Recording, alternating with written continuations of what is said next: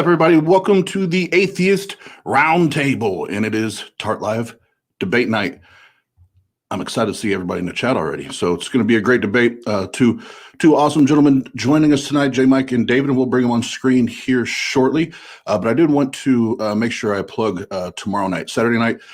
Infidel Noodle, former Muslim, is going to be joining us 9 p.m. Eastern time, and that's an interview, a discussion you don't want to miss. She's got an amazing story, and I think there's a lot that a lot of us can take away from hearing her share her story. And I also want to take a second to wish K-Nevs a very happy birthday today, and I hope you enjoy your day with your family and your friends and everything. So big shout out to K-Nevs, and let's not skip any more time. Let's get these guys on the screen.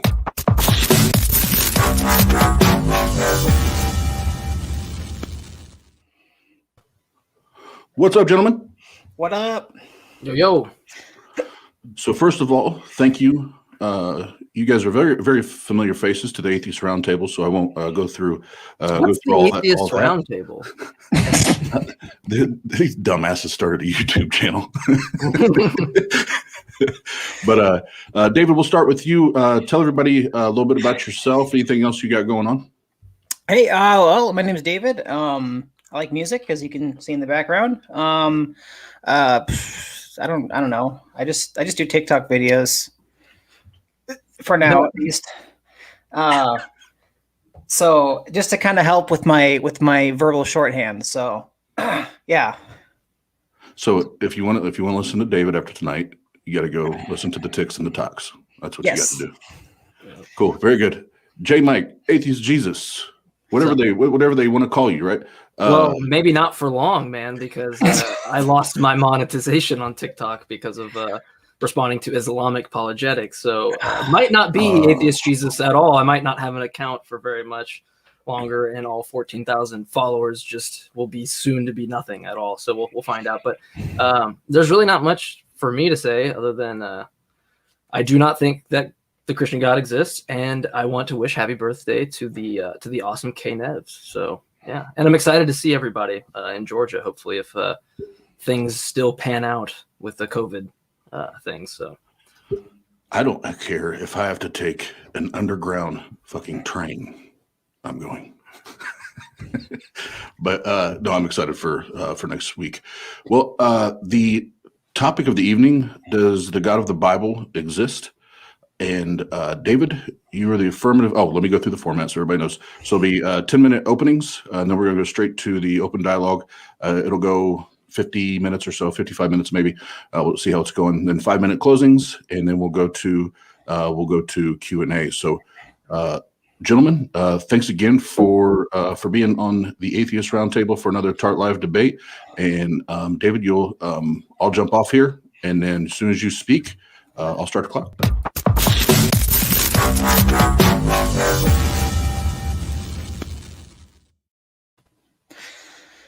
Hello. Hey, get out of my spot, Mike. Move, dude. Jeez. I can't do anything. You're in my way. It's okay. You can still hear me. That's fine. I'll give you the spotlight just to, represent my belief better or something like that. I don't know. But okay. So my name is David, and the question, does the God of the Bible exist? Of course, I'm taking the affirmative today. So my answer is yes.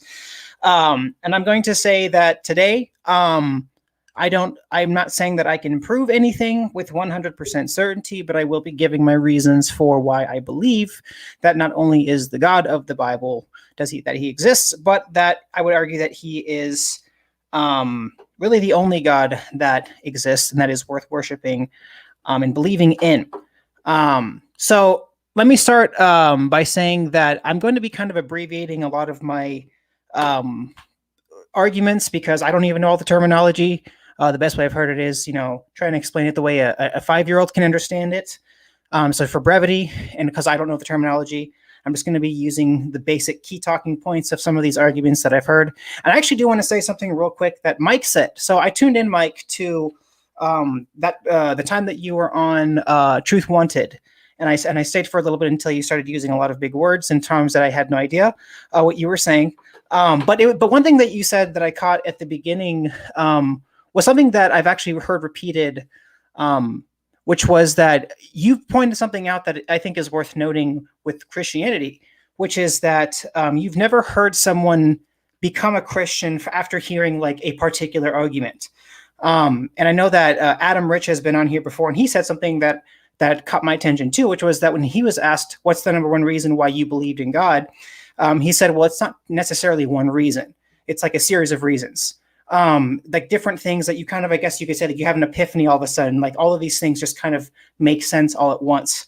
And so I want to keep that mindset in mind, because I do think that with the more scientifically minded people, that it seems like the question of whether or not God even exists seems to be this 1 + 1 = 2, this very linear equation that they're looking for, which I guess would be more considered a direct evidence, which I'm sure Mike is familiar with the two main types of evidence, direct and indirect evidence. I would argue that science can prove that God exists, but not with 100% certainty. And I would say that the way science can prove God exists is indirectly, especially when you also incorporate the Bible and you consider the fact that the Bible was written in a time where science did not exist.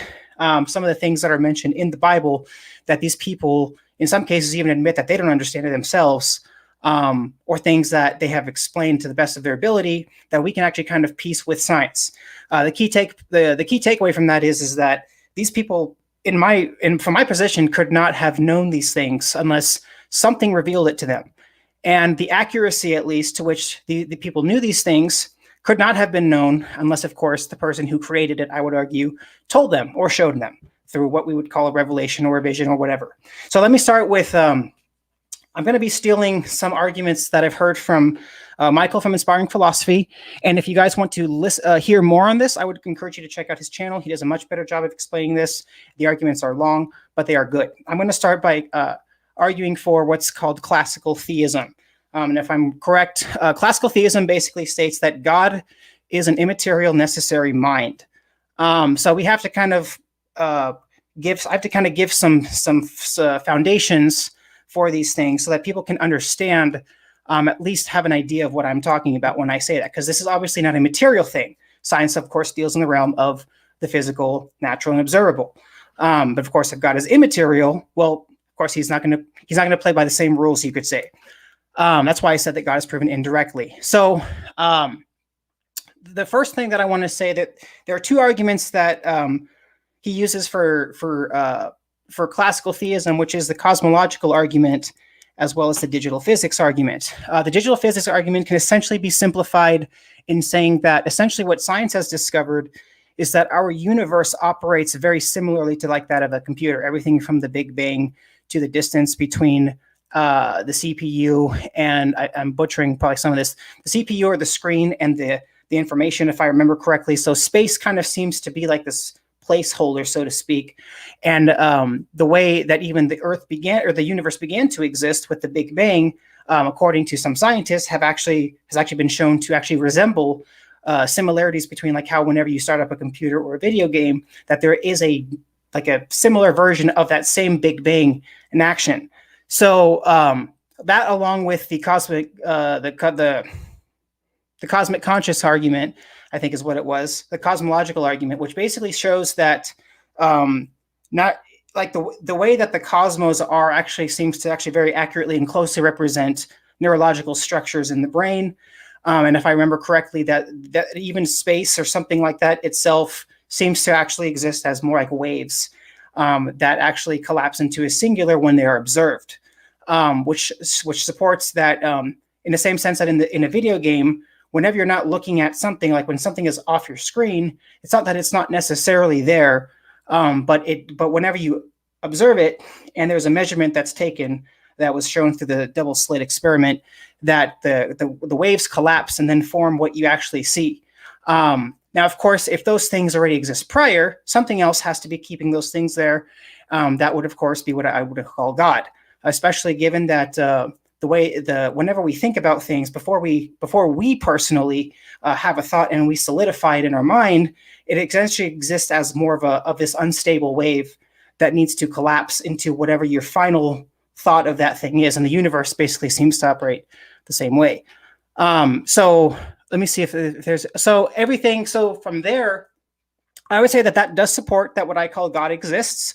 Now I'm sure that there's going to be, well, how do you know it's your God? How can we maybe more accurately define whether or not this is God or whose God that is? So we can maybe say that for the back and forth. But I do want to say this as well. With my particular belief, the reason why I would say that that reality can best be explained by Christian theism, and that this is the Christian God, is because of some things that are mentioned in the Bible.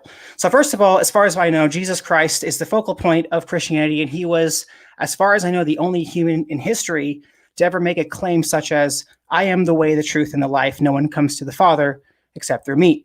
It's quite the claim to make for someone who is supposedly just a man.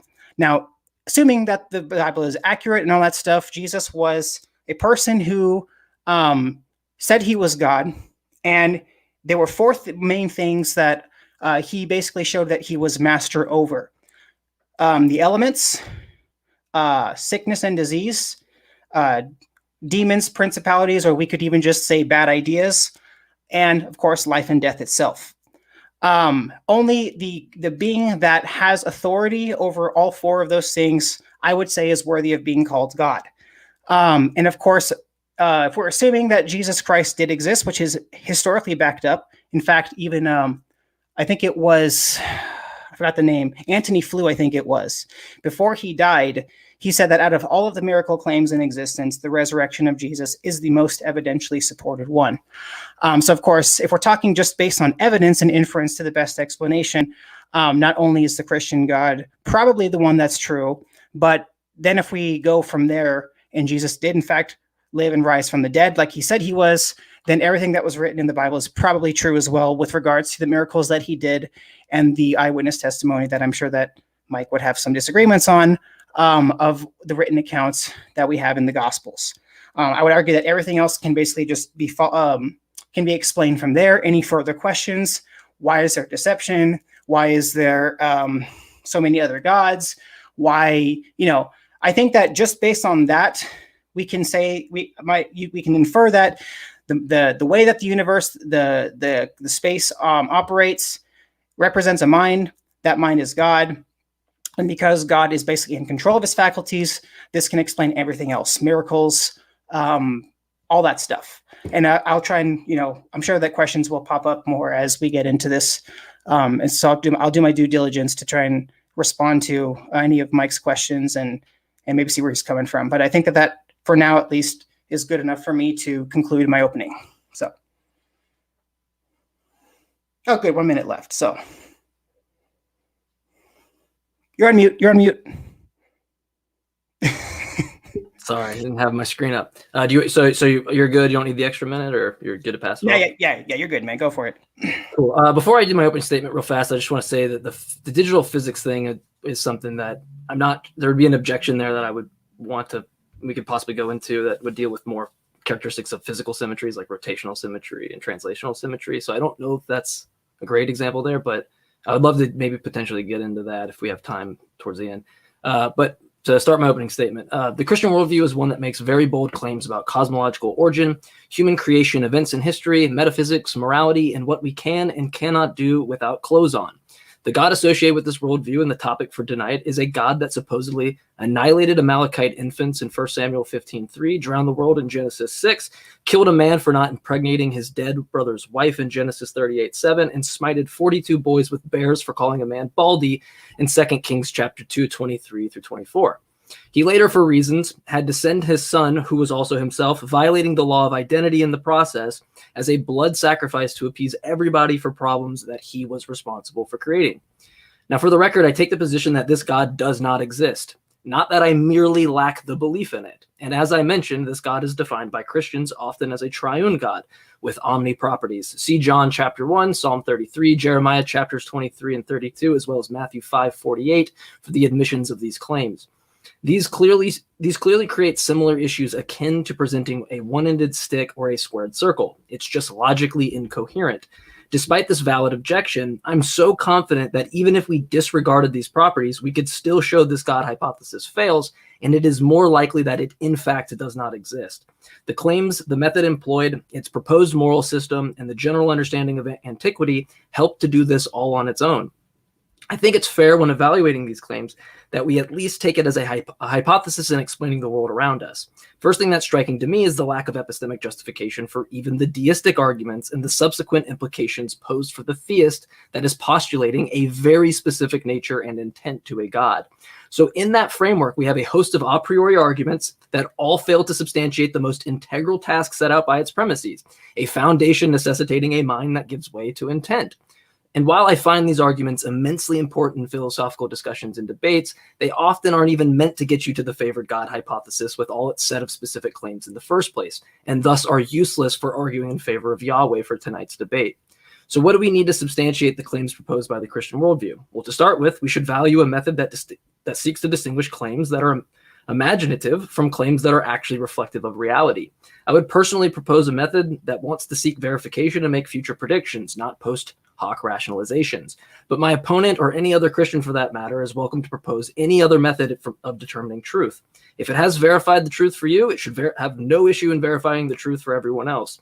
So, if we are to take the proposition seriously, we should evaluate what is purported from the source.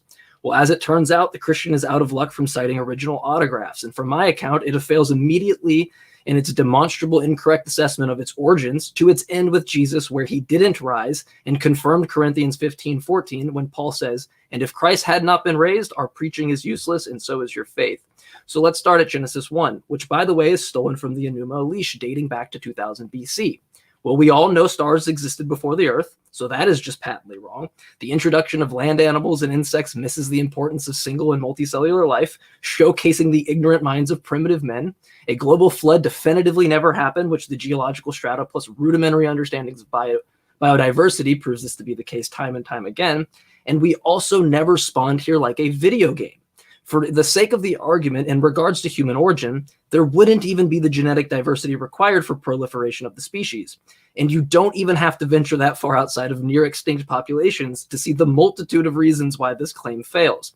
Also, speaking of the flood, the Tigris and the Euphrates are reported in Genesis both before and after the flood, evidently unaffected by the massive destruction. These claims in Genesis not only serve zero explanatory power in the fields of chemistry, biology, physics, paleontology, and a multitude of others, they are directly contradicted by these fields of study time and time again. Historically speaking, we know a mass exodus never occurred, men were never 900 years old, and Moses never even existed. So I now understand that most people argue that these are probably supposed to be taken as metaphors and that they shouldn't be taken literally. I can't think of a more obvious excuse than to pull the metaphor card. How do we differentiate what's a metaphor and what isn't? Why are metaphors only existent when we can definitively point out contradictions or mistakes? I could never say to my opponent, if we were wrong about the allele frequency changing over time in a population and that evolution was subsequently false, that it was just somehow a metaphor.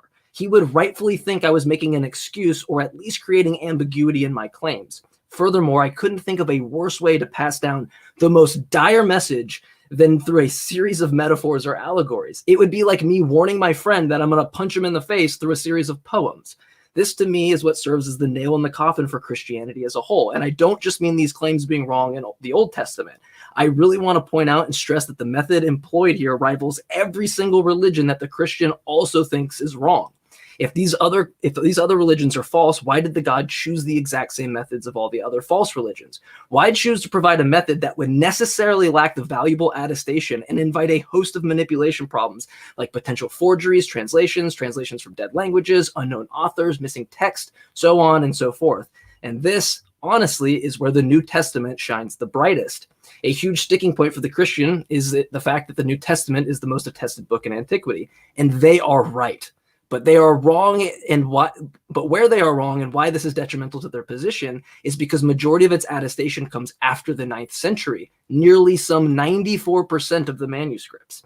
A typical counter to this is that because we have so many copies of Matthew and Mark, it proves it's reliable. This only serves to highlight the ignorance of their understanding of the manuscripts themselves. For one, our first manuscript is P52, which contains a few verses from John 18 dating after 200 CE, and a full copy of Mark dates 350, some 300 plus years after Jesus' death.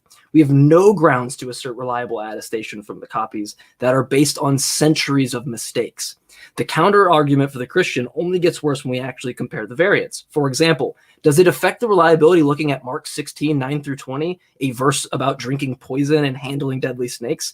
A verse, mind you, which all scholars agree is a forgery. Does it affect reliability that there's tons of scribal errors, like the story of the woman taken in adultery, which scholars agree Jesus never actually said what was purported there?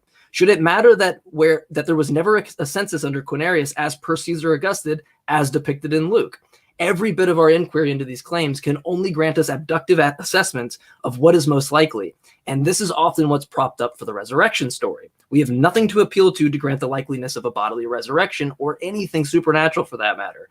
And by default, the proposition that it was made up or that Jesus was a liar is way more likely because we have implicit evidence that people lie or are mistaken.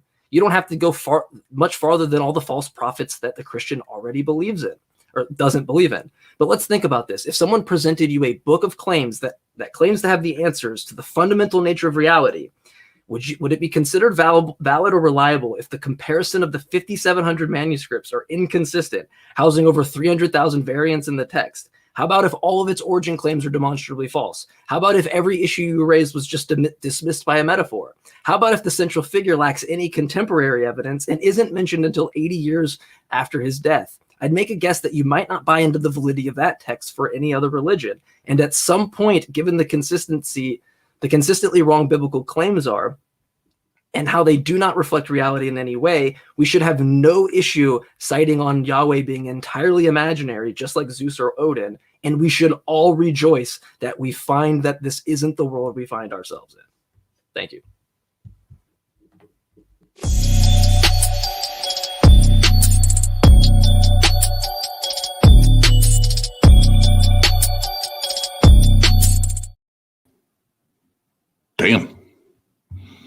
Damn, son. Damn. What? And was that was the, so earlier when you were saying we have the Machine Gun Kelly of atheism coming in to spit the fire, you were talking about Jmike. I didn't know who you were talking about. Yeah, and I tried to tell him, like, dude, don't bring the smoke. Don't bring that smoke. And he was like, nah, they call me Machine Gun Kelly. He brought that smoke. You know, I see David Gonzalez, David G, you know, the G-Man. And he says he's going to go off on some of IP's rhetoric, right? And I almost wanted him to play the drums. You know, he's got the drum kit in the background. I almost wanted to get some of that, you know, going. But nonetheless, Jmike came in, guns a-blazing. He's coming in hot. He's not taking any prisoners. And I feel like he's brought his A game today. What do you think? Yeah, and then we're getting ready to go into the open dialogue, and this is where it gets juicy. So, juicy. David G could turn on and drop some bombs on him, like up from above, like little Christian rhetoric bombs from a little Spitfire plane from the early World Wars. That could be, or maybe even earlier than that. I see David as a little fighter pilot. What you think? Yeah, dropping goggles. Little nuggets of wisdom on Jmike. But Jmike like swatting them away because he ain't having none of it. Because he don't want none of that theism bullshit. You know what I'm saying? Faith is bullshit. Faith is a whole lot of dookie, right? Hey, shout out to everybody in the crowd tonight. We got GeoSound that says, "Hey, look, this ain't nothing to laugh about." You know, when you're talking about stories of the supernatural and claims of the divinity, it's no laughing matter. And I say, LOL to that, young sir. But needless to say, let's get on with this show, Oz. What you reckon? Yeah, let's do it. So round two. So everybody watching, we're going to go to open dialogue. It'll go about 50 minutes or so. And Jmike will let you, David will let you start the open dialogue. Let's get to it.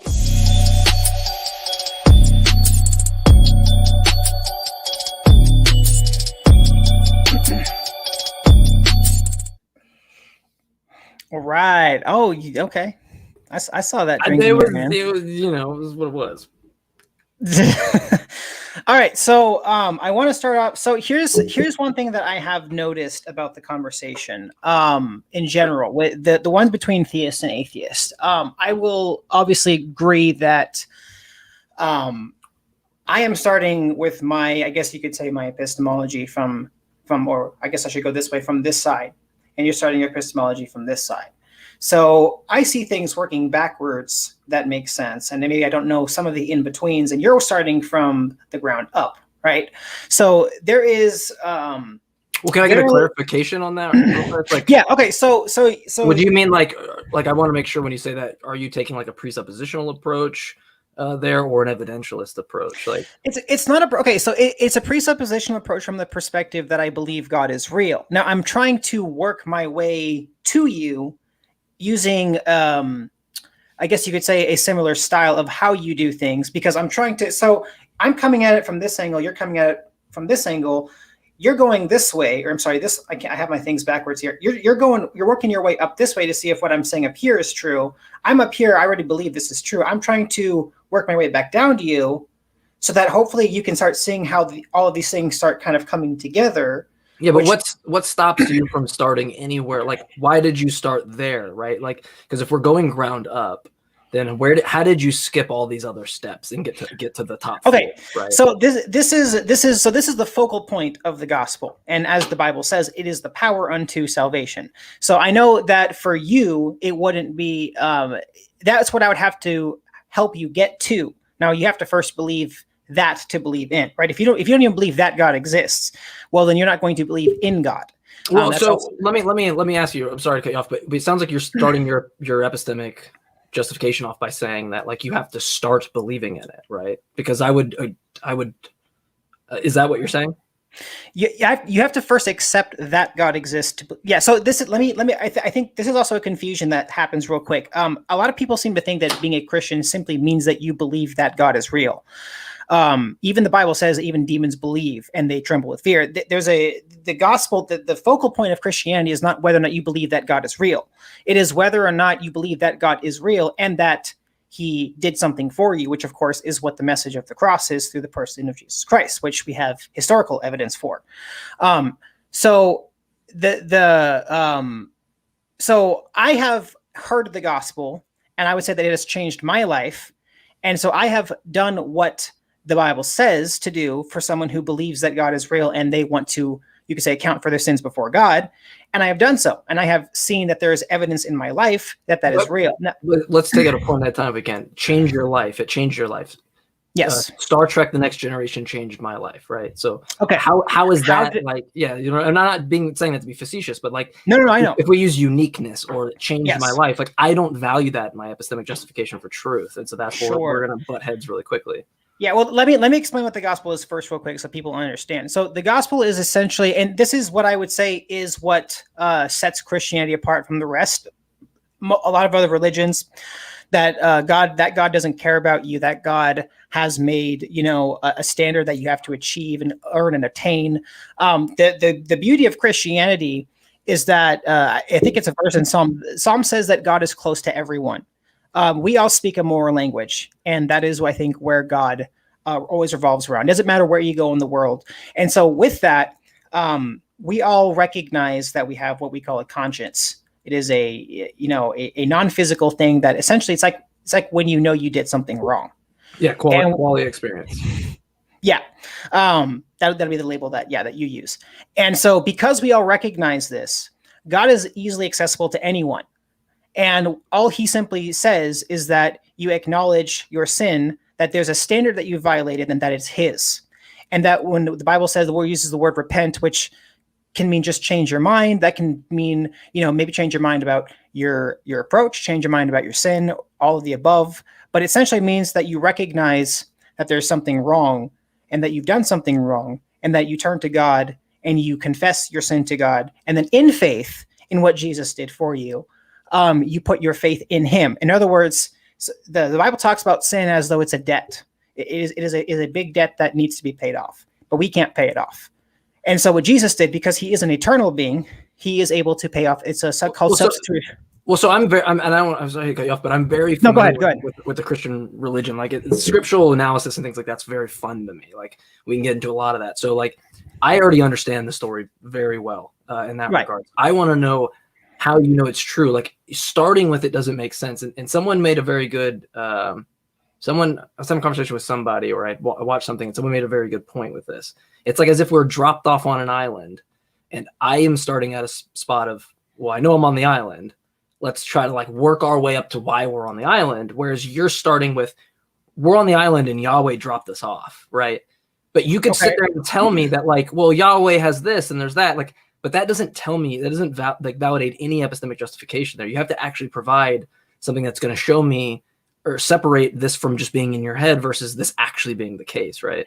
Yeah, well, then that's why I'm saying I'm starting from at least, okay, so I'm kind of up here with what I believe I know, and I'm trying to also start from the ground up with where you're at, so that hopefully we can maybe intersect. That's why I'm starting with, that's why I started with the arguments I gave, because I think that those arguments already in and of themselves already show that we exist in some shape, in some kind of, I mean, even if I fuse the cosmological and the, I'm not saying that either argument on their own gives the perfect picture, but when you take the digital physics and the cosmological argument, when you kind of mix them together, the point of intersection, I would argue, suggests that we either exist in either some kind of mind or computer-like reality, and that has implications behind it.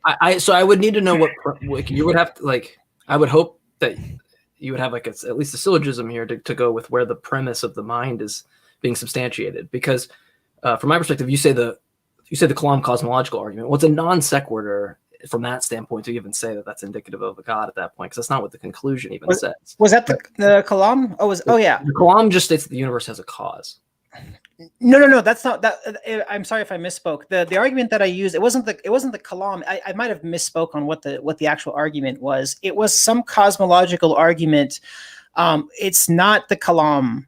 It's one that shows that the cosmos essentially resemble. But David, if you have an argument for God, does it not seem problematic that you can't remember what the argument is? No, because I'm explaining what I saw. Actually, this is actually how the Bible was written. Essentially, the Bible was written in a time where people remembered things by oral tradition, so they could memorize even entire books. But usually, whenever they were teaching messages, they found ways to summarize. And I'm just saying, it feels like you're trying to take issue with whether or not I can remember the specific terms, rather than whether or not you're actually trying to listen to what I'm saying behind the information that I'm giving you. If I tell you I don't know what the argument is, but the argument, the scientific evidence shows that the universe operates like a mind. I mean, do I need to get the terminologies correct, or isn't that kind of enough? Well, I don't really care about the terminologies. I care about like when we look at the host of premise, like, right, we'll have an argument, right, and we'll look at it. We'll have we'll look at the structure, and I'll just grant, even though I don't even know what it is, that it's probably a valid structure, probably not, but it doesn't have any issues there. But I care about whether or not the premise is sound. And the premise that matters here is the substantiation of a mind. So in my opening statement, I had mentioned that these deistic arguments can't even get the most integral in all of them, whether it's you go with phasers on actualize, whether you go with the unmoved mover, whether you go with any of modal ontological arguments, whether you go with any of these types of arguments, they don't substantiate that the necessary foundation is of a mind, right? Because I'm a naturalist. I agree with contingency issues. I agree that there's a necessary foundation and contingent things that arise. But at no point do I have this extra premise of the mind. That is the extra premise that you would have to substantiate. But even then, it's like that doesn't get us to Yahweh, which is what the topic of the debate is for. Well, I'm trying to take you step by step, because if the thing is that if I essentially can't get you to, so let me explain my position, okay? Whether I'm right or wrong, the point is that the arguments that I'm giving would show that there is a God. So if there is a God, then everything that would follow from my premise would also have to be true, and I could show how that would be the case, right? If we're talking about the cosmos reflecting neurological brain structures and acting like a mind, well, if that's true, then the only thing that from there would have to follow is, does my worldview make the most sense out of what I call God? And if we have this person called Jesus, who is in clear control of everything, well, that would make sense, because if we, for example, if we exist, whether it's in some kind of computer program or in the mind of God, I mean, you can essentially do this yourself, right? You can think about this yourself. But it's a composition. This is just like a textbook billboard for a composition or fallacy of composition or division, depending on how you look at it. You're looking at things like a computer, and then inferring the whole based upon its part, right? Like you couldn't do that. Like you couldn't go to Walmart and see a family and like, it's a family, and then you look at another group of people and go, well, I'm going to infer that that's also a family. It could totally not be, right? Like you can't infer just based on the parts that the whole is necessary, that the whole necessarily follows, because that's the entire part of the premise I'm going to reject to and say it's not sound, is that you're not actually substantiating the mind part there.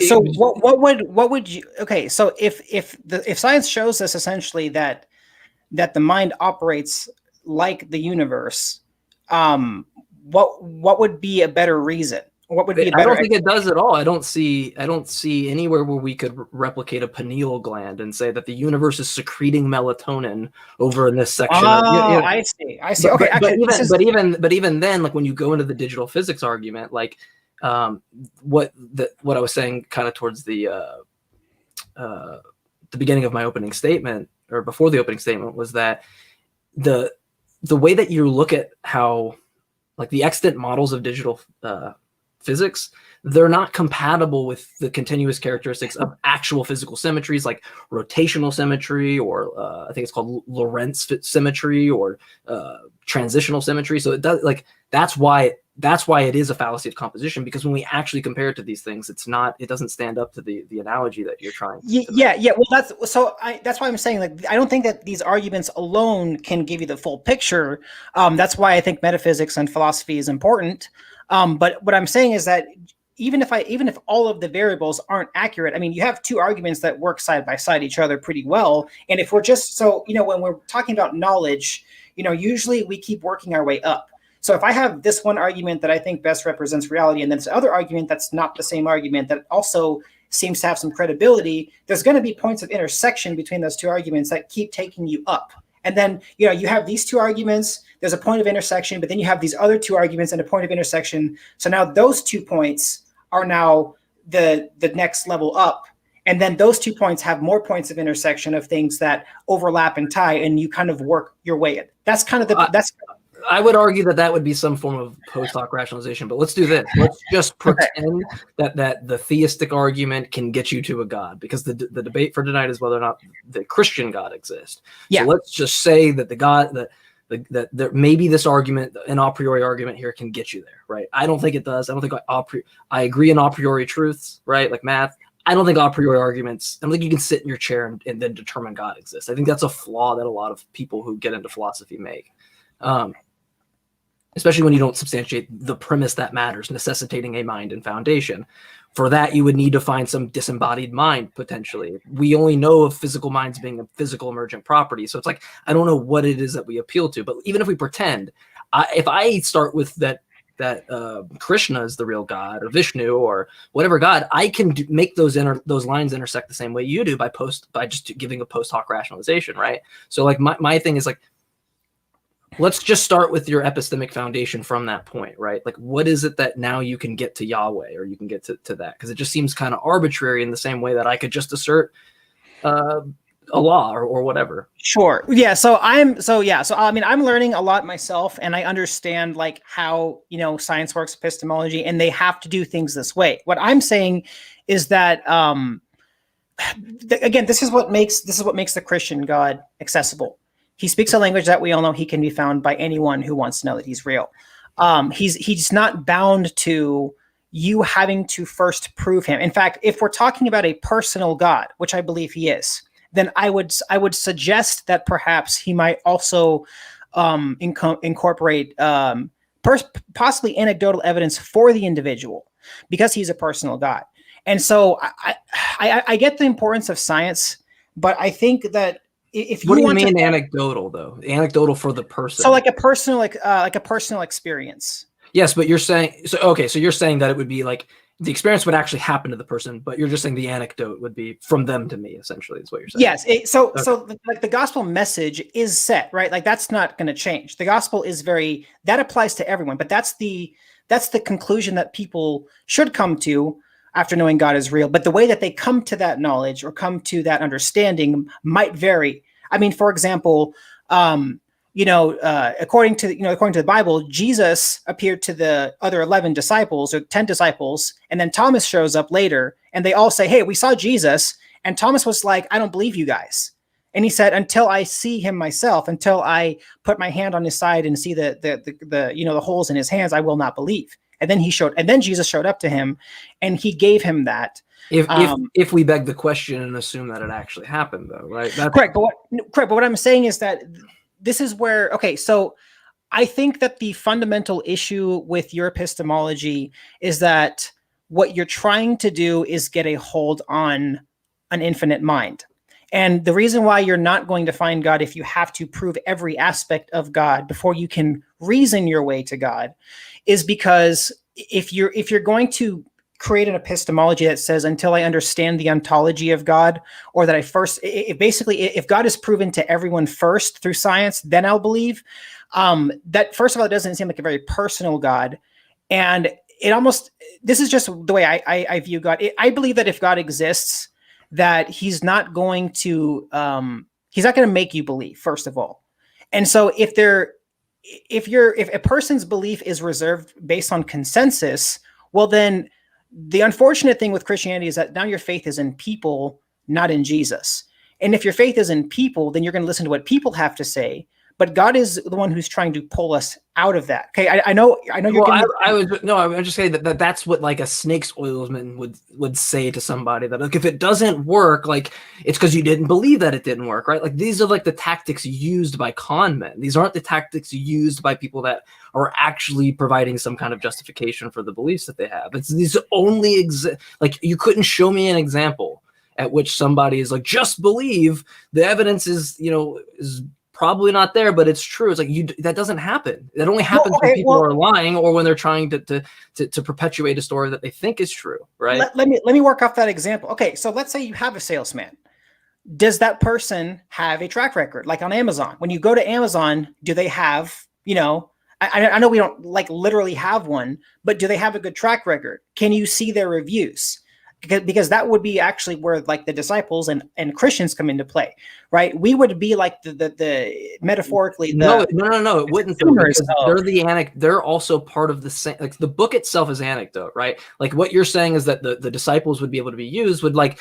That'd be like me presenting you a biology book and saying, "Hey, evolution is true. Just read the biology book." I would be making a mistake there because that's not the way to prove evolution is true. I would say, "Hey, let's go look. Allele frequencies change over time." But if you were to say like, "Hey, we don't see this macroevolution here," and I said, "Well, it's okay because it says so in the biology book that macroevolution is true," right? Yeah. Like that would you're still appealing to the same anecdote. That isn't the independent evidence. That's still part of like the part that's not independent, right? That's like you can't use the claim to prove the claim. This is the problem with the 500 witnesses. The 500 witnesses isn't 500 witnesses. It's just an anecdotal claim, and the plural of anecdote is not more evidence. No. Okay, yeah. So this is why I will say this, okay?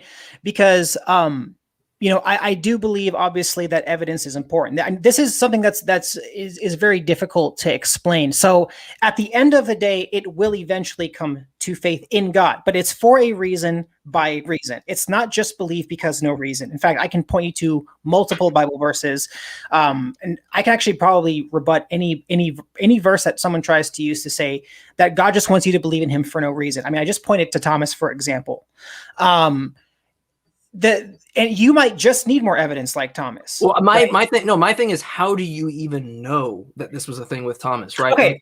That's the issue, because when I look at things like Mark, so like, I don't know if you know what docile reproduction is. I think we've talked about it before on the show. It's also known as editorial fatigue. But so you have this idea of, it's like a concept of where when we look at the Bible, we can try to get a picture of it. This will be similar to like you watch a movie and you see like in one scene, the guy's got like a 5 o'clock shadow, and the next one, it's not there anymore, right? It's like, well, now you kind of have a picture of how to build it. And so I'm not going to present these contradictions to say that this proves the Bible false, but what I would do is say, we look at Mark 6, for example. This is the story of Herod Antipas beheading John the Baptist. Same story is in Matthew 14. In Mark, he calls him a king, right? That's not true. Herod Antipas was not a king. You can just Google it real quick. Everybody go Google it. Not a king. He was a tetrarch. The difference between the tetrarch and the king is that he was a ruler of a territory of 4, right? Mm-hmm. And so there's a distinct difference there between a ruler of all. Matthew understands this change and changes it. And we know that Matthew changed it, right? We can tell that this is the case because we use this literary resource called docile reproduction to paint a picture of what came first. Almost nearly all scholars agree that Mark came first.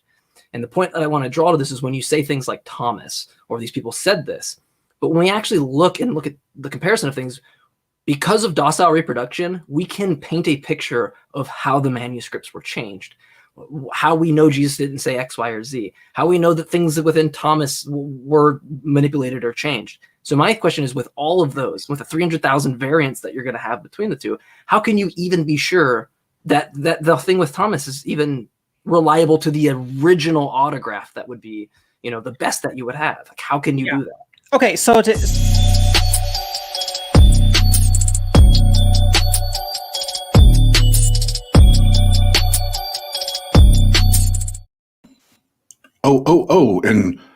for the debaters, just know everything was in the private chat. We're building up to that. So if you were caught off guard, watch the private chat. But Pasta, hashtag Jesus is a myth. He's apparently a myth. That's what I've been hearing. And who better to deliver that news than the CEO of mythicism himself, Ozzy, the kamikaze. That's what they call him. Kamikaze. Hey, shout out to Chris Ullery in the chat. Just popped in a little bit late. He may want to go back and rewatch the opening because Jmike and our house theist, David G, gave quite an interesting opening there. So, Chris, when you get a chance, rewatch. And Chris and I recently had a chat while we ate some pizza. And if you guys want to check that out, I'm dropping this in the chat here. So don't forget to check out the new episode of Atheist Pizza featuring Chris Ullery, where he destroyed me about his beliefs in God. But I did enjoy some of that Atheist Pizza, though. So what you reckon so far, Ozzy? These are the ones where obviously I love David. I respect him, but this is where I think it's the theist position on trying to demonstrate a God is so difficult. It's a tough one, right? But Jmike, he hasn't pulled back yet, man. He's one thing I will say, Jmike is, like I said from the top, has been a machine gun. What I will say, one thing I do, all the debates David's done with us so far, that dude is relentless. Like he doesn't cower, he doesn't bow down. He just keeps, if you want to say on the attack, or attacking the topic. I do have to tip a cap for that. Absolutely. Yeah, big fan of David G. Also, shout out to Jmike's ghostwriter, Cease to Know, in the chat. Doesn't get enough credit for writing all Jmike's material because Jmike. Otherwise, let's just face it. Honestly, he'd be a blibbering, fool up here. But other than that, let's get on with this last little close here, where apparently I can see into the future. David G is going to whip a God out of his back pocket and prove everyone wrong. So, oh shit! All right, tell everybody to tune in. Tell them to come to the Atheist Round Table. We're fitting to meet our maker. Let's get.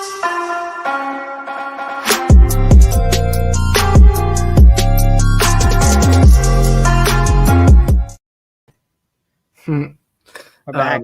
Hey, so David, I want you to be able to respond to that. But if you don't remember because of the break, just let me know and I can fill in parts. But I think it's pretty general that you got it. Yeah, if you could nutshell the question for me real quick. I was about to start answering it. Sure, yeah. So kind of given the literary thing of the docile reproduction where we kind of build this structure of how things worked, we can use that to look at the manuscripts and go, hey, these things don't line up. There's differences here. So how can you even be sure about whatever it is that you're appealing to? Okay. So I will. So like I said, the knowing that God exists essentially hinges on the gospel. Now, to answer your question specifically first, real quick, this is where I don't mean that I'm actually quoting someone here. So this isn't, I'm not trying to insinuate something other than I think that perhaps an individual might have to just rethink their methodology. History and science are not the same thing. And the Bible does say that God will preserve his word. The Bible specifically says that the Bible is essentially just useful for, teaching, rebuking, correcting, and training in righteousness. It doesn't claim to be a scientific book, although there are some things that I would say do overlap with science. But this is why I brought up oral tradition, because the message for Christians, the Bible is predominantly for Christians. The message that God has for people, for Christians, for people who are already in Christ, the things in the Bible are only meant to support the message of God with regards to his message and all of that stuff. And we are the spokespersons, so to speak, of God in that we proclaim the gospel. And this is something that I told Jeff before. If you don't even believe the gospel, none of this stuff is going to make sense to you. You can understand some things of it, sure. But the thing is that with these contradictions, there are some contradictions in the Bible. Like, there's the thing of Jesus and there was a robe that they put on him. Two people said it was purple. Someone else said it was red. So yeah, people did misspeak. Like I even misspoke today, but you still get the gist of what I'm saying. You know that I'm not intentionally trying to lie to you.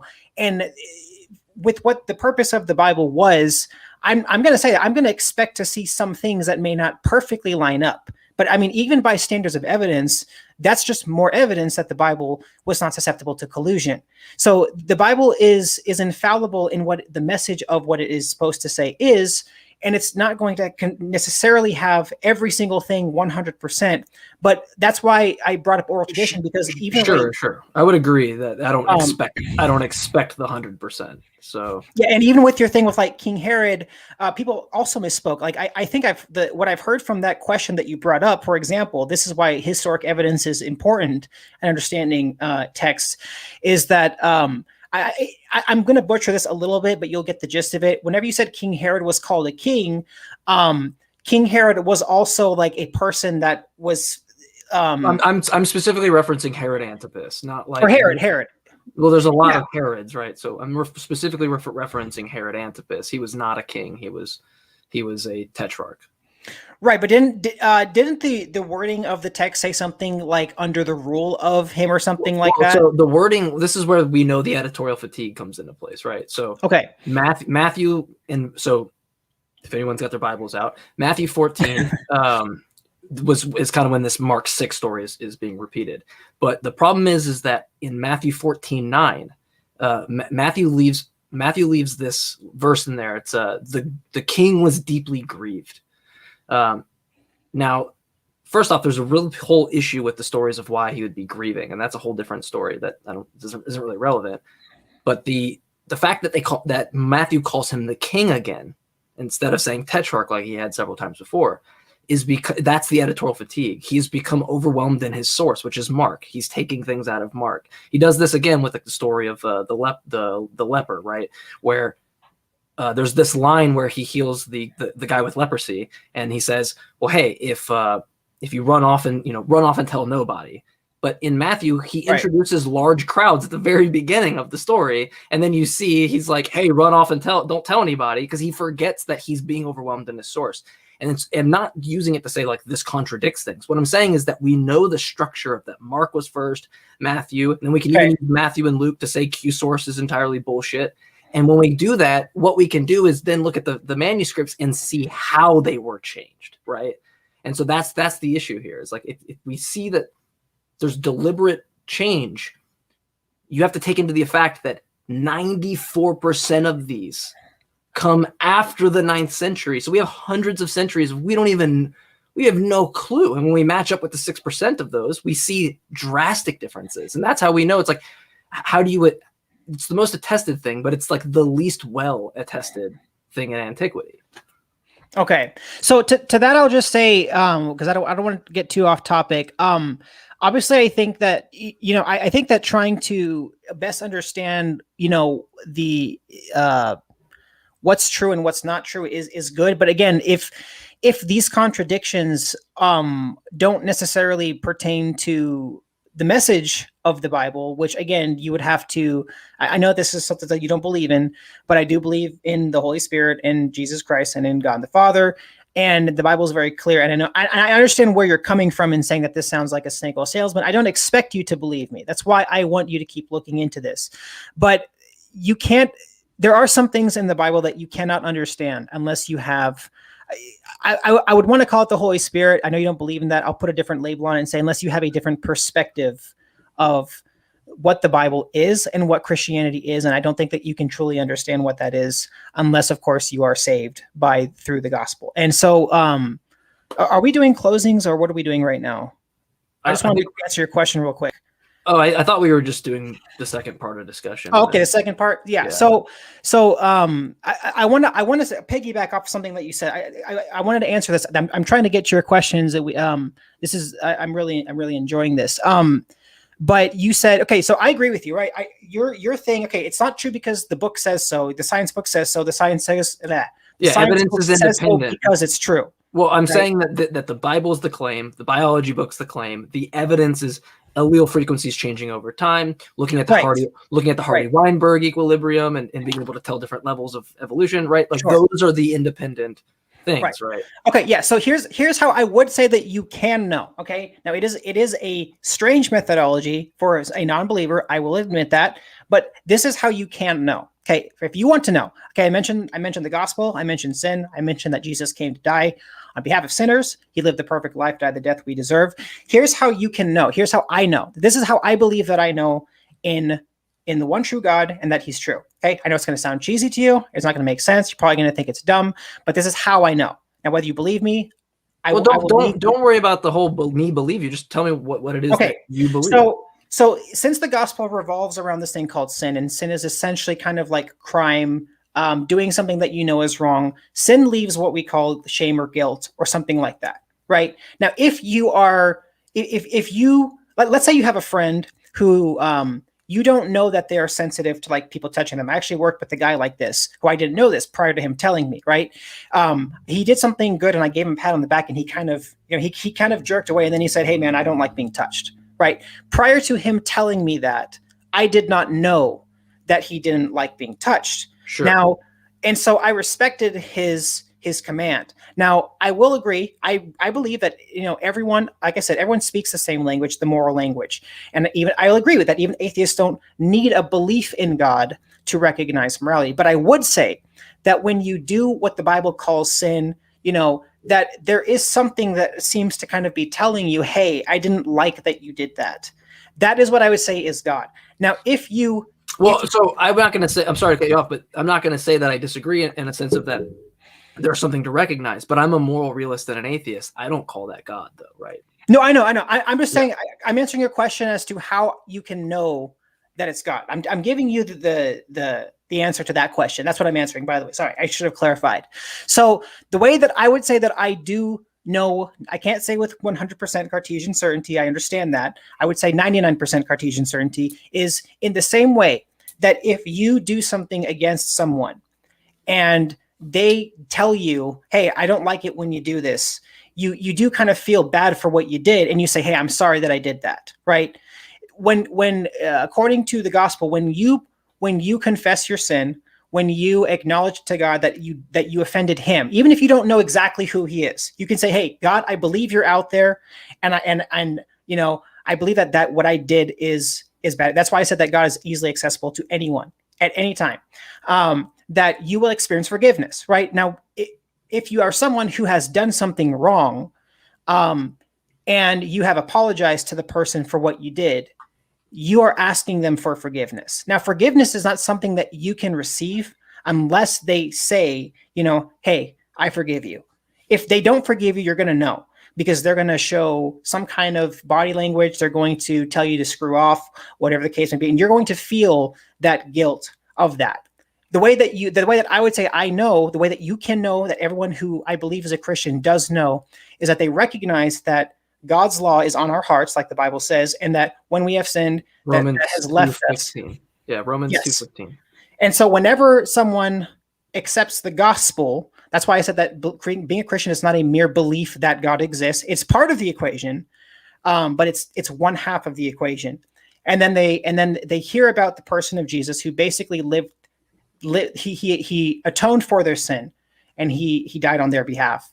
that when you ask for forgiveness, that you will experience that. And I would argue that with the cosmos and how they function, like, a wave that represents the mind. That was an argument that I forgot to actually give. I'll give it here in a second. That you cannot be forgiven by someone whom you have not offended. And so that is for me as a Christian, that is how I know. And so I understand. Okay, I get it. Yeah, but I know, but so like you said, I know, but everything that you said, I don't see how the conclusion follows if we were to put this in a syllogistic structure. It's like, I see these things, I don't explain. Like, to me, it's just like a personal incredulity. It's just like, it's not X, it has to be Y, right? Like, I can't imagine it being this, or an ignorance aspect of like, I'm going to fill in the gaps there, because I don't have when you look at those things and you say it's related to that, I still think that's a fallacy of composition. I think you're looking at the wave and then you're saying that, but I know, but like, cause there's a lot of things you could look at and extrapolate. Like, you could do this is why people believe in numerology, right? Like, they do things with numbers that can convince people of conspiracies and things. Like, you can do this. What it's called is it's called pareidolia. It's what we're all affected by. We're pattern seeking primates, right? And so I don't think that that's good enough in that sense. Like, if you're okay, so I guess let me ask you this way. Sure. And I'm not a mythicist at all, right? Okay. When it comes to Jesus, I want to kind of lead this into this. You better not be. Your name's Atheist Jesus. Right. I'm not a mythicist, but but when you come to these kind of things and we go look at the actual evidence in terms of like, because you relate these things that are the case. If my central figure of my religion had no contemporary sources, in fact, not a single mention in any Greek or Roman non-Christian source, including politicians, philosophers, historians, or even religious scholars. The first source comes from the year 112, 80 years after his death, from Pliny the Younger, I think it's the Younger, which was stemming on a council dealing with Christians. It was like in passing, right? When you look at these and when you reach for all these things in the cosmos and that had nothing to do with Jesus, but when we actually go to Jesus and we see like all these like issues with like, like I said, I'm not a mythicist. I think it's cool, but he exists, but we're only using the Bible to prove this. Right. Well, can I add something? So is that not a problem, like for you in the worldview? Because you have to go to these things that are unrelated to Jesus. We don't go to actually like, here's how we haven't talked about his resurrection at all. You know what I'm saying? Like, we haven't even gotten there. We've gone to like the cosmos and all these unrelated things that seem like trying to fit the puzzle pieces together. But that's just my perspective. Right. Okay. Well, so this was the point that I was trying to kind of illustrate. Bear in mind that when the Bible was written, that again, we didn't have science. Now, there are some things that are written in the Bible that you have to wonder, these people kind of got some things right, whether it was by accident or otherwise. Like, for example, I don't remember what the reference is, but I know you know the verse, but it says, by faith we understand that God made the universe out of that which is not seen to form that which is seen.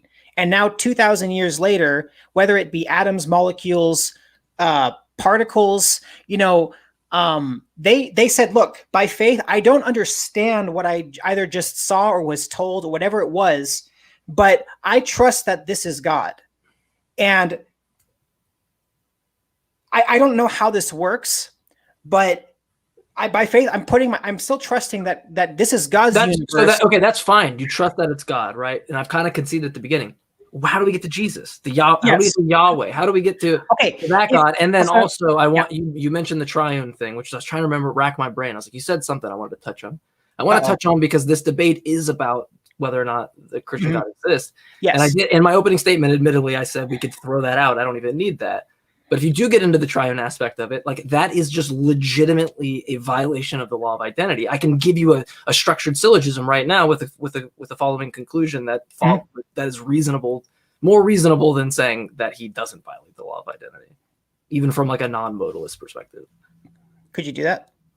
Yeah, I can do it right now. Just go for it. Pop it in my head. So what was the first part that I went to so we can go back to that? Actually, shoot. Well, okay, let me answer. Sorry, hold that thought real quick. Let me try to answer your Syllogism question. is in my head. We'll go there. I just want to make sure we don't forget the other huge chunk we just talked about. Syllogism. Let me answer your question. So the reason why I'm starting from that premise, and this is actually an argument that I forgot to give, so this is my bad.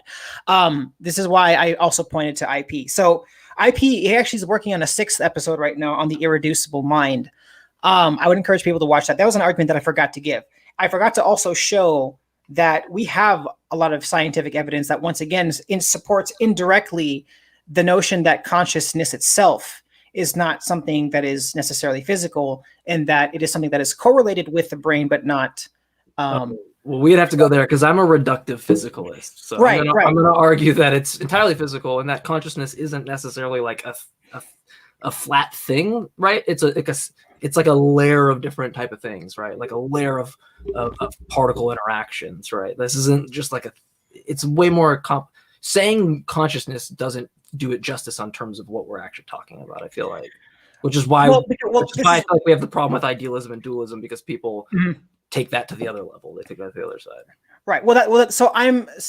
This is something that I should also point to as well. So something that I've noticed, this is actually something that Michael also points out too, is that you and I are speaking different languages, and what we will actually do, and without even realizing it, is that we will actually very subtly, but maybe even unintentionally, switch our methodologies, in a sense, when it's convenient for the argument. I'm not even just accusing you of this, I'm accusing myself. So here's what I mean by that. Whenever you're talking about evolution, Darwinistic evolution, yes? I'm a computational biologist. We just like a lot of people take that, or biology major. I'm not a biologist yet, but the Darwinian thing is almost like derogatory at this point. It's like when people say that, it's like it seems like they're not up to speed with like it's more advancements of what we're talking about. Right. When you say that, I know what you mean, but yeah. Okay, yeah, because there's like now 5 different variations of that argument. So now you actually kind of need to be specific. Some people don't have problems with it. I've talked, like, some of my professors are like, yeah, no, that's fine. Some of my professors are like, don't say that because it just makes you sound ignorant. You know, it's kind of split in that way. But but the point is that, right, this is something that Michael pointed out in a video that he did with another guy. But he said, essentially, yes, you have evidence. I get that. You have scientific and physical evidence, which is what you prefer, presumably. And when it comes to evolution, I would disagree with you. I know that I'm kicking the hornet's nest in saying this, but I would disagree with you that you have proof, by the definition of proof, that our evolution is true from the perspective of, I believe in evolution from the perspective of animals changing over the course, but I don't believe that they have changed kinds. Now, that's not the topic of the debate, but I'm sure. Sure. I'm just gonna say Google polyploidy speciation. But anyway, go on. But I will say, in the same sense that you are inferring the conclusion that that's why I have to specify Darwinian evolution is true, is you're making the inference to the best explanation, and that's what I'm doing. So, but the thing is that when I'm talking about God, whereas I'm working from the top down, when I'm shifting over to evolution to try and find reasons for why it's wrong, I feel like in the same sense, the atheist is also, when we start talking about, when we're trying to build our case up to God so we can kind of let you see what we kind of see, then now all of a sudden the evidence doesn't add up the same way whenever we build that case up. And then we have to start nitpicking all of these little things, just kind of like how Christians, when they go into evolution, they have to start nitpicking all these things to try and fight the conclusion that this is not true. Well, it's really hard for me to because I don't want to get into evolution because that is something that's like a hot button for me, right? I know. I was just giving you, it's just to point I know. But I have to ask you in relation to this. Do you think it's more likely that we respond here like a video game? Well, that's why I'm trying to bring in the mind. That's why I'm trying to help. That's why I'm trying to get. Yes, but tell me, because evolution is a fact. Like, regardless if you want to accept it, like, this debate is over. It's done with. Like, the only people that debate this are people on the internet, on YouTube. This is not an issue anymore.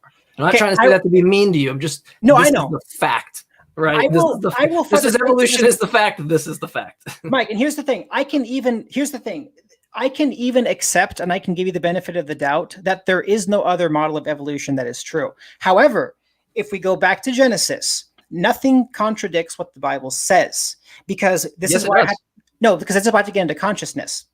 Because if we're talking about the first human beings, spawned in like a video game, how the Bible actually kind of talks about it. But it was basically like a video game.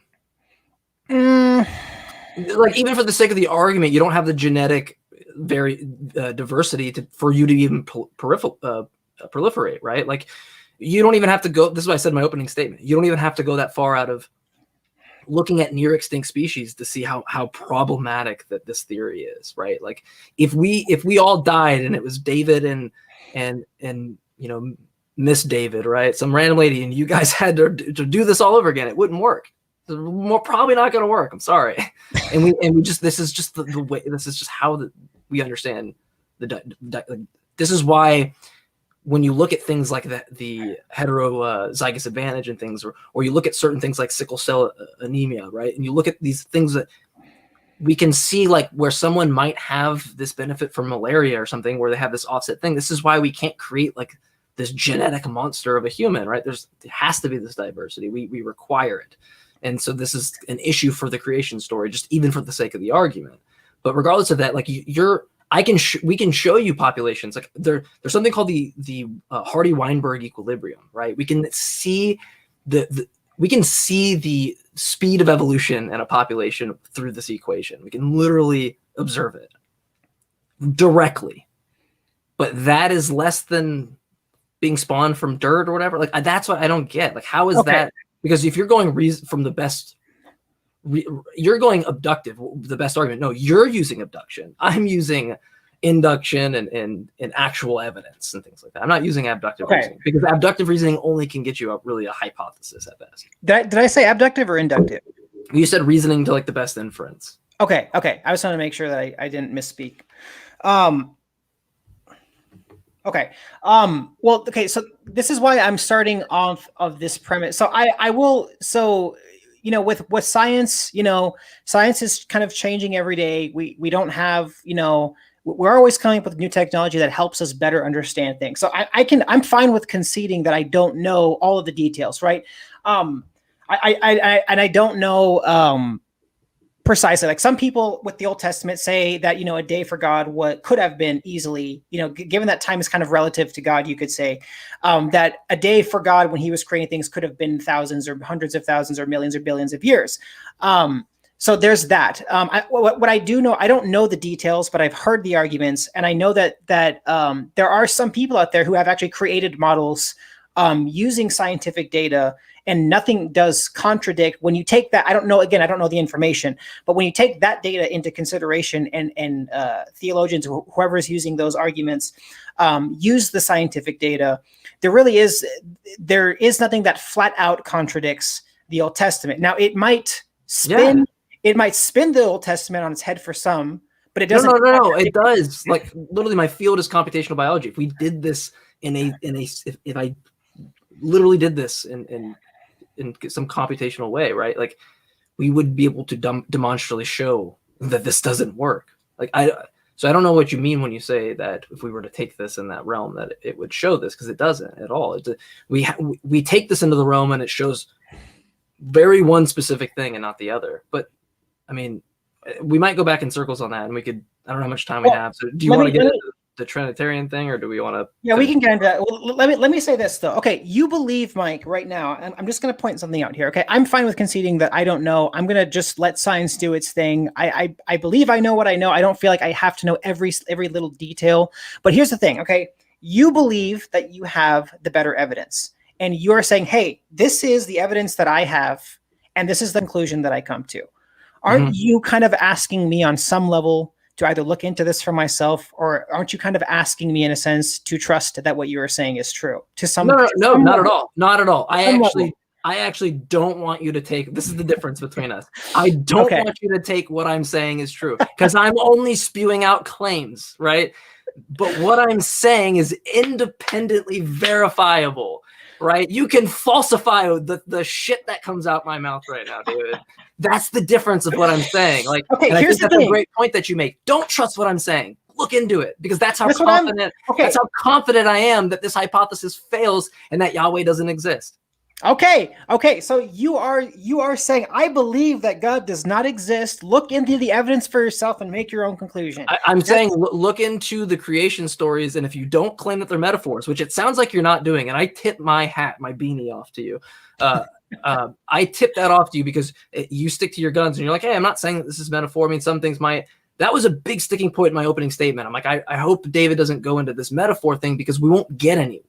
If you can use metaphors at your convenience, well, that just seems like a really crappy method for the God. But also, if it's a dire message, like I'm not going to warn somebody across the street whose house is on fire that they don't know about it, call them up and start reciting like a poem or singing, like rapping Tupac to them, right? Like it wouldn't get the message across them. They'd just be like, well, it was a metaphor, and then they die, right? Then I burn in hell because I thought it was a metaphor. And that isn't my fault. That's the fault of the person that decided, let me use this method that rivals every religion that's false. Let me use a method that allows for the translations to be from dead languages or have to be subject to forgeries or people that don't know things or in the hands of people that didn't even know that brushing your teeth is a valuable thing to consider, right?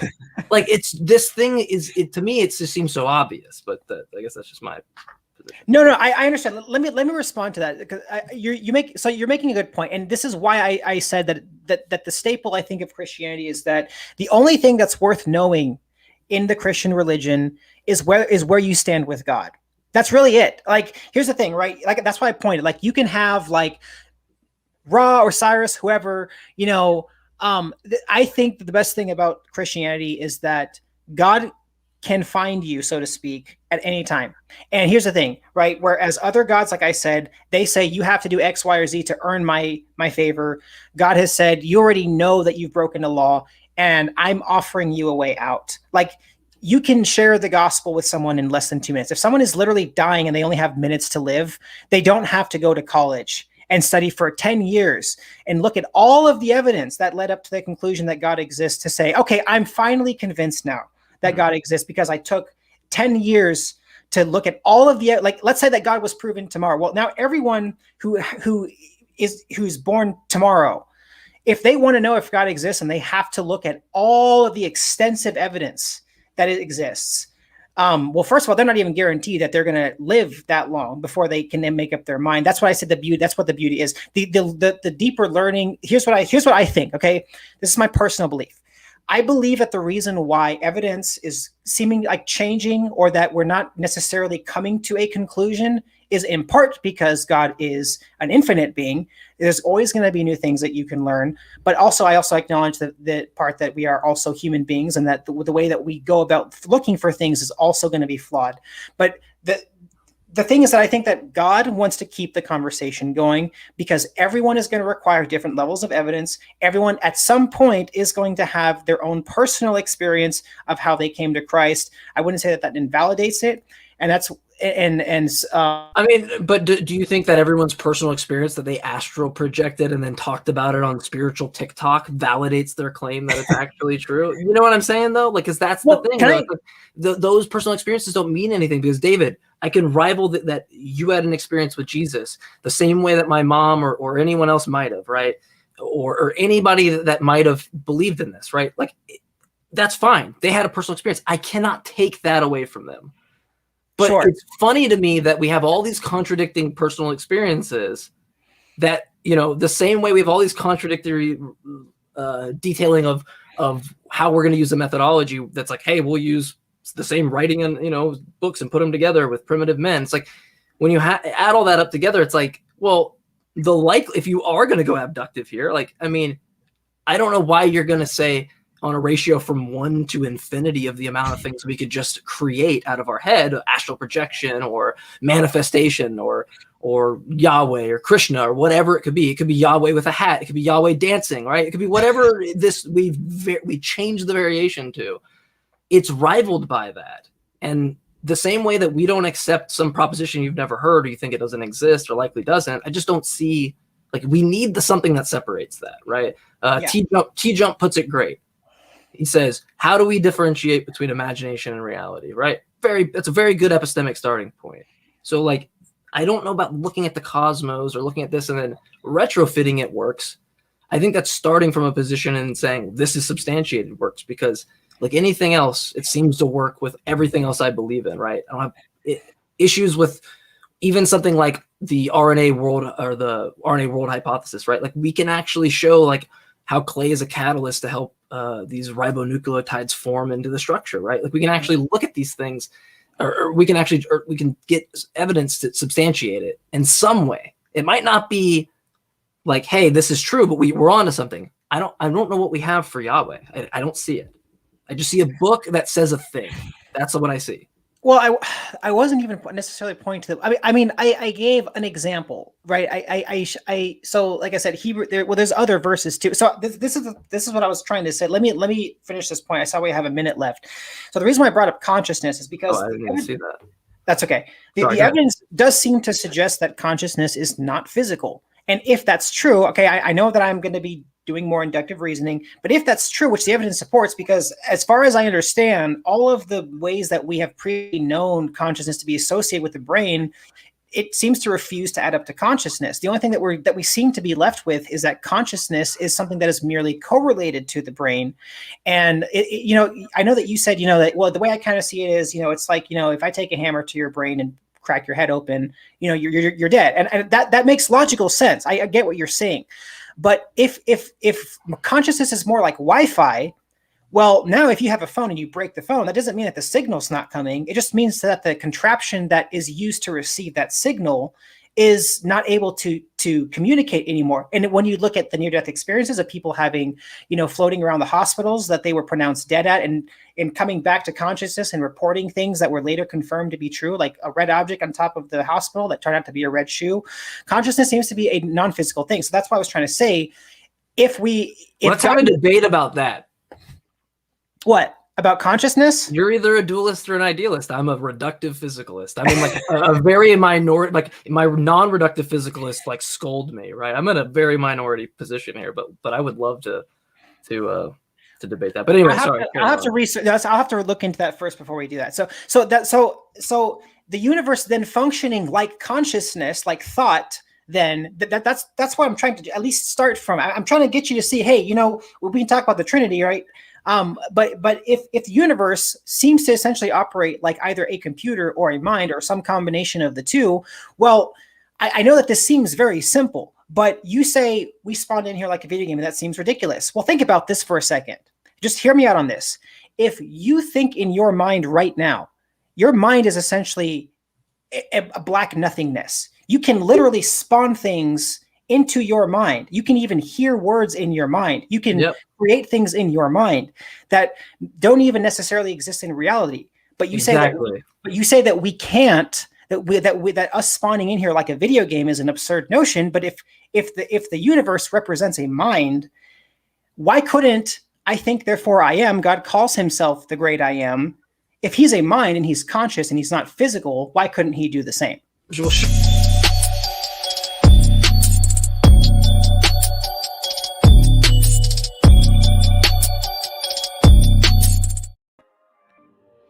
The Atheist Round Table. Welcome to the soft sounds of the motherfucking Atheist Round Table, featuring Oz, David Gonzalez, and Jmike. I'm Pasta Mike, and we want to welcome the ever so funky Shannon Q. Famous for being funky, and Oz is muted, which is fine. It's fine by me. I don't mind. I didn't do it though. It wasn't my doing. What's up, Oz Ozzy? What's up, Pasta? Hey, look, are you a reductive physicalist? Are you one of those guys? Because I can't figure out which one I am. I've been peeling through all the many ones, and I'm like, you know what? I don't know what the fuck I am. I'm just one of those guys that doesn't believe dogma. I'm at this place where there's too many onions to peel to get to a god. So I'm a satirist. Realist. I'm the realist, pimp. What up, dog? I'm a mythicist, the CEO. The CEO of mythicist. Yep. Now, if you were to bump into David Gonzalez in a dark alley, what would you? And you just got a sniff of him as you walk by. What would you say he was?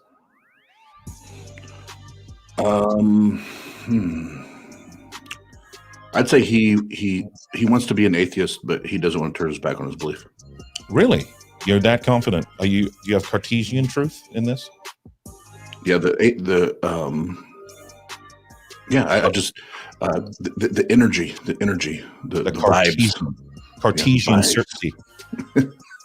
Hey, look, I've enjoyed this debate. It's been a nice back and forth. No yelling, no shouting, and I feel like Jmike is well structured with what he's brought to the table.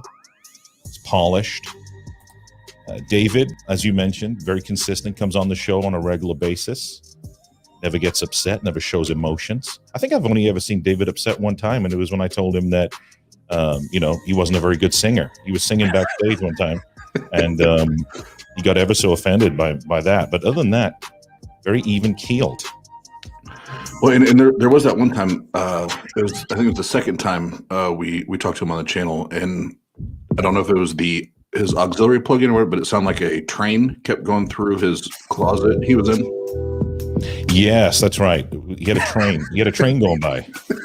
It was the Logic train, and he wasn't on it. He wasn't on that train. But he's upped his gear and he's looking good, sounding good. Sounding great. Hey, but what we got going on in this last little part? Because are we doing Q&A? Are we going to ask some of these questions? Some good questions in the chat. Yep. So I was going to say they have 5-minute closes a piece, so they can close their argument out, and then we'll open up to Q&A, possibly presenting the Q's and the A's. But yeah, they got 5 minutes a piece. So everybody start putting your questions in the chat now as they do that, and then we'll get to it. You ready, Pasta? Yeah, Murder Shed Steven text and said that he can't come on tonight. He's chopping something up. I could hear some kind of because when I called him back, I could hear some kind of machinery going. But and I think he lives up there near Fargo. But needless to say, J. Michael and David G. Let's get them back in here.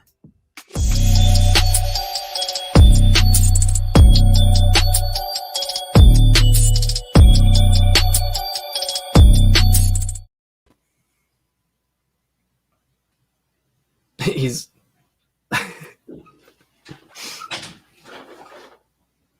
damn, that was impressive. Thanks. You've clearly been yelled at by your mom before.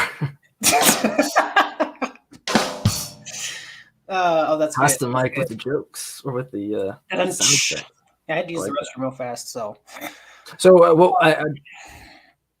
did he say we're doing a Q&A? Is that what he said? I think are we doing closings first? Is that what you said? You're doing closings. Okay, cool. David, you'll close first. All right.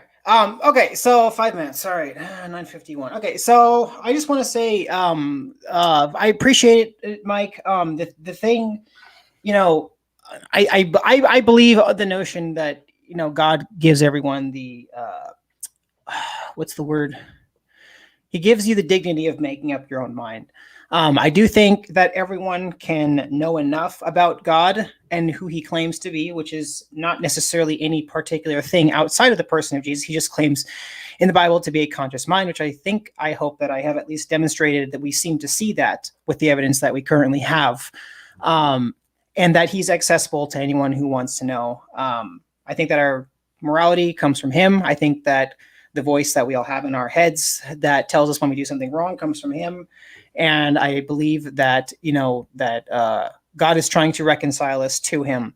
Assuming the account of Genesis is true, there were two human beings in the world that chose to disobey God. And then through them, we have also decided to essentially run away and turn away from God. I think that not only God exists, but that the Christian God is the best God. He is, like I said, he's accessible to anyone. He doesn't require you to go through strenuous mental exercise. Not that they're bad. I'm not thinking that, but he's accessible to anyone who wants to be forgiven, who wants to know who he is. And I appreciate you, Mike. Here's the thing that I want people to take away. I know that there is a confusion between faith and evidence. Okay. The Bible is riddled. Okay. You can point me to any verse. I'm pretty sure I know all of them. Hebrews 11:1. Which one? What does that one say? The faith is the evidence unseen. Whatever. Yeah. Oh yeah.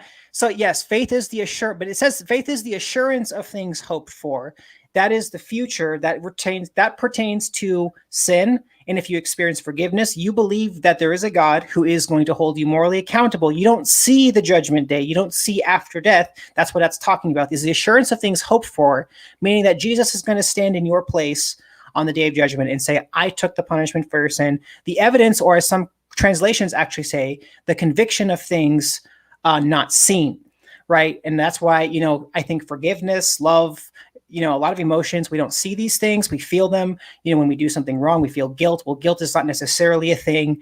It's a result from doing something that I would argue with God violates your conscience. That God is an immaterial being.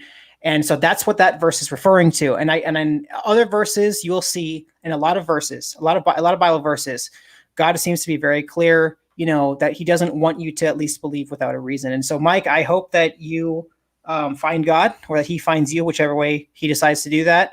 For you, it might just be more evidence, just like Thomas. And I think that's perfectly fine. Just like you said, I don't think, I believe you in some sense that, I don't want you to take the fake it till you make it, just believe in something with no reason. That's not what I'm saying. But I do think that when you look, I would encourage everyone to check out Michael's page. He has a lot of stuff with Genesis, with the Bible, with scientific philosophy.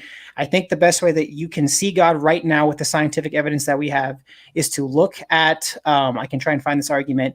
You see that the cosmos operates like, not exactly, but like some kind of computer reality or a mind. We see that consciousness does not seem to be necessarily reducible to the brain, but is correlated with the brain. It seems to be an intangible thing. Well, if God is a mind, we are also minds. We're created in the image of God. That logically follows. And then, of course, if we exist in either a computer or the mind of God, everything else that I would say that is relevant to the gospel follows. Jesus was who he claimed he was, the Son of God. He showed that he had control over his computer/mind by performing miracles, by addressing and confronting demons or bad ideas, whatever you want to call them. He showed that he had power over disease, which is what a result of sin was. And he showed that he is the author of life and death itself by proving that he was raised from the dead. Only God can do that. And so for me, that's why I think God does exist. I think Mike brings up a lot of good things that should be looked into. I don't necessarily think that disproves God. And like I said, I'm not going to say that I know everything about the Bible or that everything that we currently have is the most accurate representation, but it is the foundation, and God has preserved his word throughout time. So thank you. Thanks, Mike. Thanks, everyone. Thanks, Austin and other Mike, Pasta Mike, for having me. And it's been good. If I believe in God, then give me your, I think it's a 5150 head in the back and an orange cab. Give me that if I come to Christ. That's your deal for me. Yeah. So I guess for my closing statement, I mean, I would just say, go back and watch what I said. And that's my closing statement. But no, I would say, I'm someone, sorry for knocking my camera. I'm not someone that thinks that I don't lack the belief in the Christian God. I think this God does not exist. I wish that more atheists would actually just be comfortable looking at this and just being able to say this, because I think it's probably more likely Zeus existed than Yahweh did because of the amount of claims. But I guess I would leave off with, let's presume that a kid grew up his entire life never seeing or hearing his parents. And he's been put in a situation where he gets all his information from his parents via a sticky note around the house. All right. And the sticky note tells him what to do, what not to do, the fundamental nature of his existence, who will be locked up in the basement for eternity for not following the rules, who will get to party in the attic for eternity for following the rules. How do we validate the reliability of these notes outside the anecdotal testimony itself? Are we going to say that the sticky notes are evidence of the claim? Are we going to say that if one of the sticky notes said 500 people witnessed that there was the parents putting them around the house, is that going to validate the claim? To sum up my position, I think that the final nail of the unreliability is the texts that are placed and the method that is imposed by itself. And it's hammered in by the overwhelming inconsistencies from the poor translations of Alma in Isaiah 7:14, dealing with a virgin birth, to the genealogies of Matthew and Luke, the message defeats itself on its own. But thank you. Since we have a few and minutes David, left, and David I wanted to say, David, I always love having a chat with you. So thank you for having a conversation, bud. Same here, man. I appreciate that. Hey, do you want me to quickly address the Trinity real quick since you brought that up? I think I can explain it very quickly. Well, hold on. Let me just give you my premises, and we can maybe precursor this into that, right? Premise one. There's only one. Damn it! I thought I could sneak it in real quick. We're gonna stay strict on the time because the Trinity. Now you're getting a whole bag of shit. We can get doing a debate about that. Okay, you're wasting time talking. You have 3 minutes and 40 seconds. Go. On my so in my closing statement. Okay, so my closing statement, I take the 3 minutes and 45 seconds that I have, and I give time to David to come in the conversation. My first premise is there is one true God. Do you accept that premise? That's the first premise. Yes. Premise 2, Jesus is God. Do you accept that premise? Yes. Premise 3, Jesus is the Holy Spirit. Do you accept, or God is the Holy Spirit, whichever, we can interchange those. Do you accept? No. You don't accept that. You don't accept that Jesus is the Holy Spirit? No. Okay, tell me the difference. Okay, I will.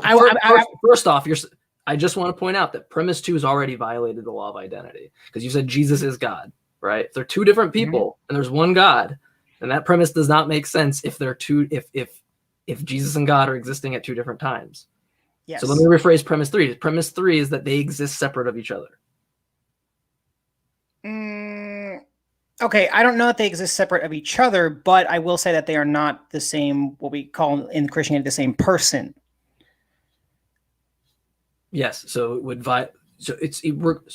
if it's not the same person but the same identity, and they have two different identities of one identity. Yes. Would that not okay? So then that violates identity and non-contradiction. Let me quickly. This is a foundation. This is something that I've found a way to respond to.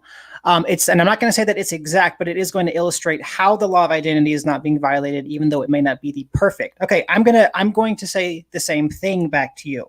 I'm going to repeat your premise as you understand how you're representing God.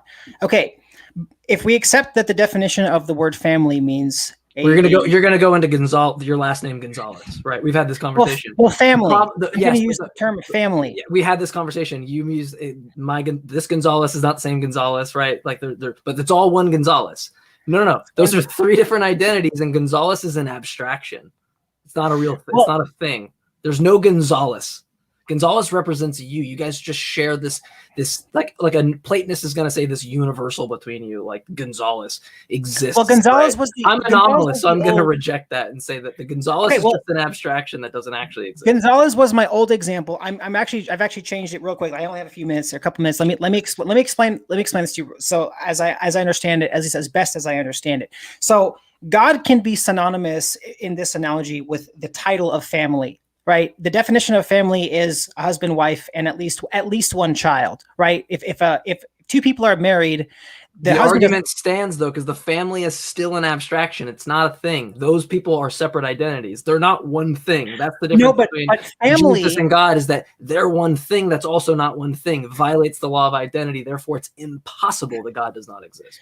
What if God to family is mother, father, child? Father, Son, and Spirit. You can't have family. Okay, it says time. I'm gonna have to maybe someone asked the question in the comments. And to Chris Yolery, these are man-made laws. Yes, they're descriptive, but you cannot deny your existence, and existence and non-existence can't be simultaneously. So therefore, yes, they are absolute in that sense.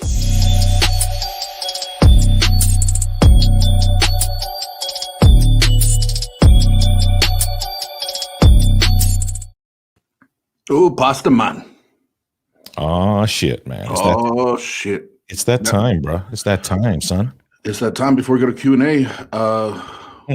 We have to call a winner. So right now, out of the last 5 debates, this would be the 6th.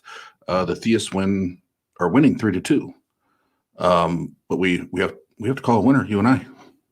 Oh, okay. It's going to be like that. Now, here on the Tardy Tarts, we're not afraid to divvy out titles to people that we don't share belief with, and that's not an issue for me either. I don't mind acknowledging if a person has a better argument and whatnot.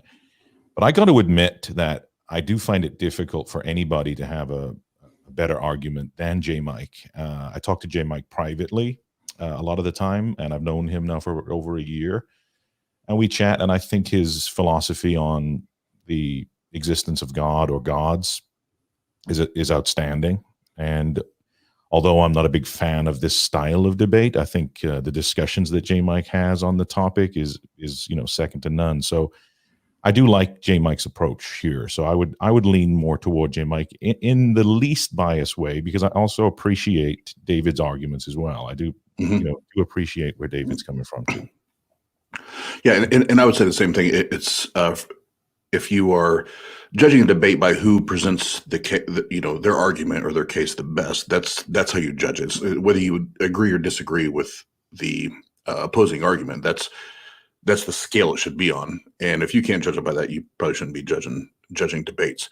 But in this one, yes, Jmike has even from the time that I first started listening to him, to hear him from where he was to today has come light years, and he fills all the gaps. As soon as you think he's going to morality, it's like, oh, nope, he went to morality, but then he filled on the holes, and now he's going back to existence. So it really is an impeccable approach. I think it's one of those where it's hard to find a hole in his argument. You bring up a good point as well. Like, to be fair, if this had taken place maybe 8 months ago, I wasn't a big fan of Jmike's approach to debate. I may have, had a difference of opinion, but regardless of style and technique, some of the thought processes that Jmike has when it comes to the explanations and when now that he's got some more biblical background and when he goes into the Bible, in my opinion, he's a very well structured debater, and he's going to be hard to beat by anybody, any theist. Yeah. Yep. Yeah. So bring it, folks. Anybody wants to, because when we first started, all of us chopping it up, Jmike didn't have a lot lot of the Bible the DMX. knowledge. We can call it out how it is. He was the DMX. Come on, Kate. Yeah, well, and there wasn't a ton of the Bible knowledge, but now he's coupled, the philosophy and understanding of science with understanding Scripture and knowing Scripture. That's a deadly three piece in a biscuit right there. And in David's defense here, I like his presentation. I like his demeanor. Absolutely. And the way he approaches the arguments.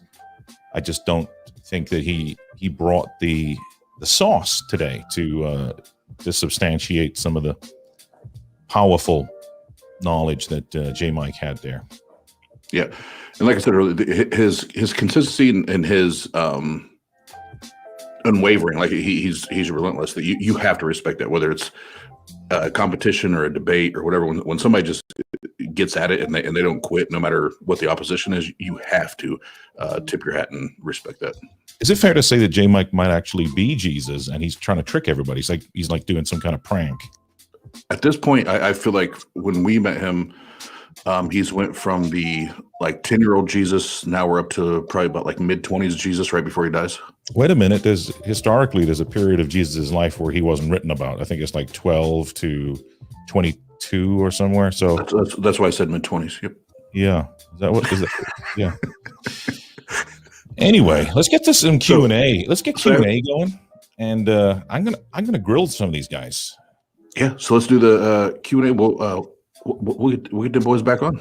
Yeah.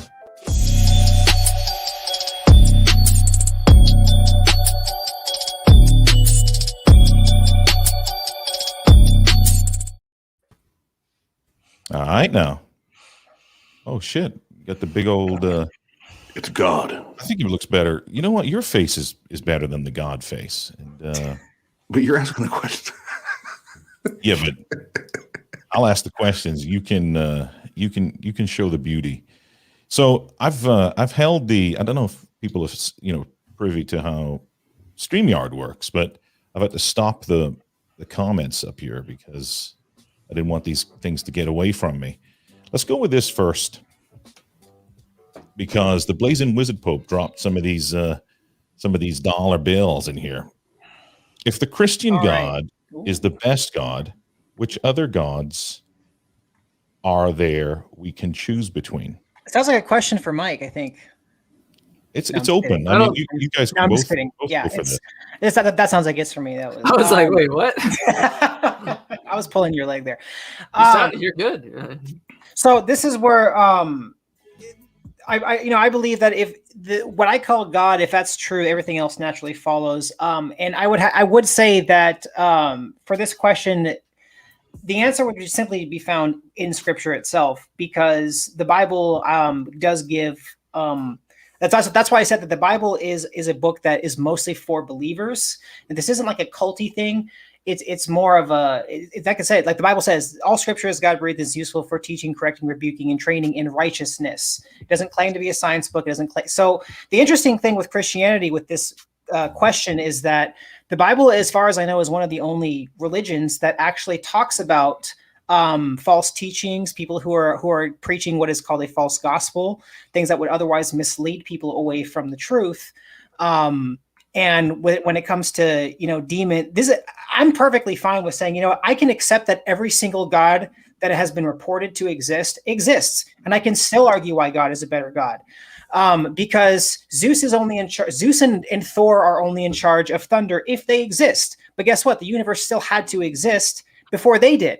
And so as far as I can tell, even if I grant you that every other God exists, that the one whose computer simulation or mind we exist in, that is the one true God. Every other being that would be called a God, which I would say is honestly just a demon that is trying to distract people from the truth, well, they are submissive to the name of Jesus. They are submissive to God.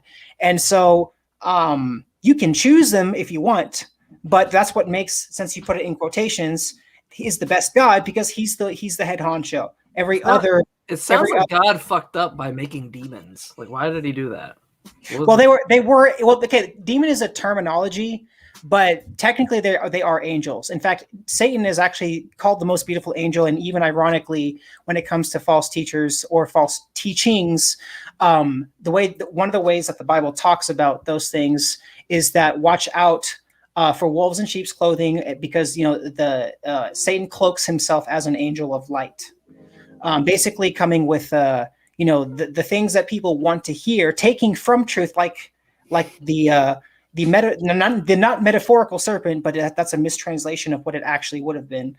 Just like the serpent did in the garden, it deceived, it stole from truth and it twisted it. So yeah. I hope that answers your question. Snakes. Hey. No, this is a really cool philosophical question. I got to get this one up for my man Jmike. This is from Mike Burgandy. That's my boy. That's my boy, Mike Burgandy. So take some time on this one, Mike. It's a very deep question. Well, so I basically just decided not to give a shit about my appearance, and so that's like the proverbial like guy with the leather jacket flipping the coin. That's kind of like what I'm channeling there in some ways. Like homeless sheep. Yeah, homeless. Yeah, exactly. Like Rasputin mixed with Jesus or something like that. But no, I take my vitamins and don't say my prayers. I don't know. Oz in the DJ booth right there. What's up, Oz? I see you, player. No, real talk. I think I hear my smoke detectors. Oh, shoot. All right. I thought I heard something too. Actually, I was like, "Is there like a loud beep or what was that?" Hey, look, if Oz doesn't come back, David, do me a favor. Go ahead and stop praying for him, because just in case the police don't get there or the fire department. Let's see. All right, David. Question for David. Could you tell us how we can be saved by God and why we need it? That's from Mr. Chris Ellery. Such a Chris Ellery question. It is such an Ellery question, isn't it? Yes. Yeah. This is the method by which I would say anyone can truly know God. So there might be some Christianese in here, but so I can try and explain it in more layman's terms for people who may not understand. I even say that Christians should start trying to find ways to still convey the same message without using the Christianese, because that can just confuse people. But okay, being saved by God kind of goes back to what I said before. God existing means that him being the one true God, he is a personal being, which means that he values morality. Now, morality, I know this is a whole different conversation, but morality hinges on God's nature, which we say God is good. Now, I know that Mike would have he's probably got a dozen things popping in his head right now for why he would challenge this, but essentially God being good means that he's the standard of good. He is the standard of, of what we could say is a moral law. And just like in Romans 1, it says, that the things of God are made plain clearly to those, his divine nature, his eternal power. We literally can see small examples of the gospel message just every day, right? We see someone do a bad thing, such as rape or murder, and we say that person deserves a punishment because of that. That's not okay. And in the eyes of God, because of how good he is, us violating his standard that he's given us means that we also deserve punishment for the sin that we've committed against him. But because God cares about us, he still has to be good and just, because that's part of being good. He also doesn't want us. The Bible says that he desires that none should perish, but that all come to salvation. He sent his son as an eternal atonement, since since he himself is eternal, and he lived the perfect life on our behalf and died the death that we deserve. And that if that's what the faith in Christianity is that you acknowledge and accept that you're not doing anything to save yourself. You're simply recognizing that you have broken a law and acknowledging that you have you are a criminal in God's eyes, so to speak, but that God has done something in your place. He's paid a price that you couldn't pay. And that if you put your faith in Jesus and Jesus alone, then you will be saved from your sin. And the Garden of Eden that was supposed to be in the Bible before Adam and Eve decided to sin against God, when we die, we will be resurrected and we will be restored and given a new conscience and live with God forever in what was always supposed to be. So, all right. Hey, great. I just got word from the producers backstage that the responses are down to 1,000 words minimum now going forward, David. So just to be mindful, because let's see now to play it fair, we do have a two-parter here. Another one from Chris, Jmike. Oh, hey. Let's keep these answers under 8 minutes, okay? Sure, easy. If there's no God, what do you find your hope in, and why? I find hope in the fact that I'm experiencing there's something seemingly going on here. I find myself in an area of people that seem to care about me. I seem to care about them. Doesn't matter at what level I reduce this down to. Like some people like to say, love is just chemicals, or it's just this. Why does that matter? Doesn't matter how we break it down at. The fact that it's actually happening is enough for me. It could be a simulation, wouldn't matter to me. I don't claim to know the ontology of my experience, but I do know that there's enough of the seeming that's going on for me to find my hope in things that I can do now. And one of those things that I love doing that I've realized through meditation was just that there's not a possible way I can learn everything in the world. It's just not, there's just too much in the world for me to know everything, because I'm going to die and I have a finite time. And that was enough to kind of kick me in the ass and go, I want to learn about the world that's around me. And so science and things like that helped me. I went from being a 1.5 GPA student, dropout, college, computer programming dropout, to going back and getting my GPA to a 3.6 and then going now for computational biology. Not to brag or boast, but to say that I find immense value in the things that I do or the family that I have. It doesn't matter if there's ultimately any meaning. I would say if it's a book that never ends, that would actually make it worse. I would hope there's a finite thing so it can give rise to value and meaning, since I know it won't last forever. All right. So, hey, yeah. Let's see. Let's take a look. I feel like that was the only question for me. No, there's a few. There's a few in here. Let's see. So sorry if I did the David with part 5 and 7. Sorry. No. David just put in the private chat. You ain't got nothing on my long answers. We give crap to David for his part videos, but honestly, I appreciate that he's like, no, I'm gonna get all the points out. Where I'm sitting there going, how the fuck do I get all of this in 59 seconds, right? And he's just like, fuck it, That doesn't matter. I'm getting it all in. It'll be 20 fucking 7 parts. You're gonna watch it, Atheist Jesus. Yeah. Jmike, how long we've known David for at least a year? At least a year. David was the first Atheist Round Table episode that never actually made it to air. No, the first one did. So, that was the steamboat one. That was the prototype. So the first episode did. The first episode did. The second time he came on, it didn't make it to air because it got a little bit heated. But it wasn't Jmike's fault. Let's just say Oz's house is on fire for a reason. But but I really hope his house isn't on fire. No, I could see him backstage. Okay. He's right here. Look at his little face. This is his little face. Look at his little face right there. But yeah, everything good? Well, I'm guessing it's good because you're back and your beard's not on fire. We used to laugh in a polite way at David's like 88-part series that he used to do. Jmike would be like, "Oh gosh, here we go," because you'd make one comment that'd be like, "That's not true, bro," and then like, "Oh yeah." 88-part series. Great stuff. Well, it's funny because I remember like seeing him tag me in a video when we had a different username, and I remember seeing it. I remember seeing like this motherfucker, this little fucking guy, and then now me and him are cool, and like it's it's not even an issue at any point. But I remember just being like, this guy's calling me out, right? But it was all in good fun. So it was, yeah. So Thomas Bobby G asked, that's a good question. What are the 3 transformations of one triangle? You can make me think. Rotation, reflection, and translation. Boom. Cha-chang. I only know that because I had to do a programming thing with triangles, and so yeah. Triangles. Coming soon. Let's see here. Let's take a look. I realized how dumb that sounded with triangles. There's a lot more to it than that. That just sounded really stupid. Sorry.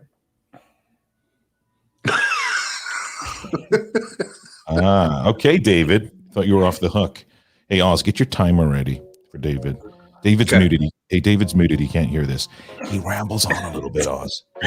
He runs long. He runs long on the. Yeah.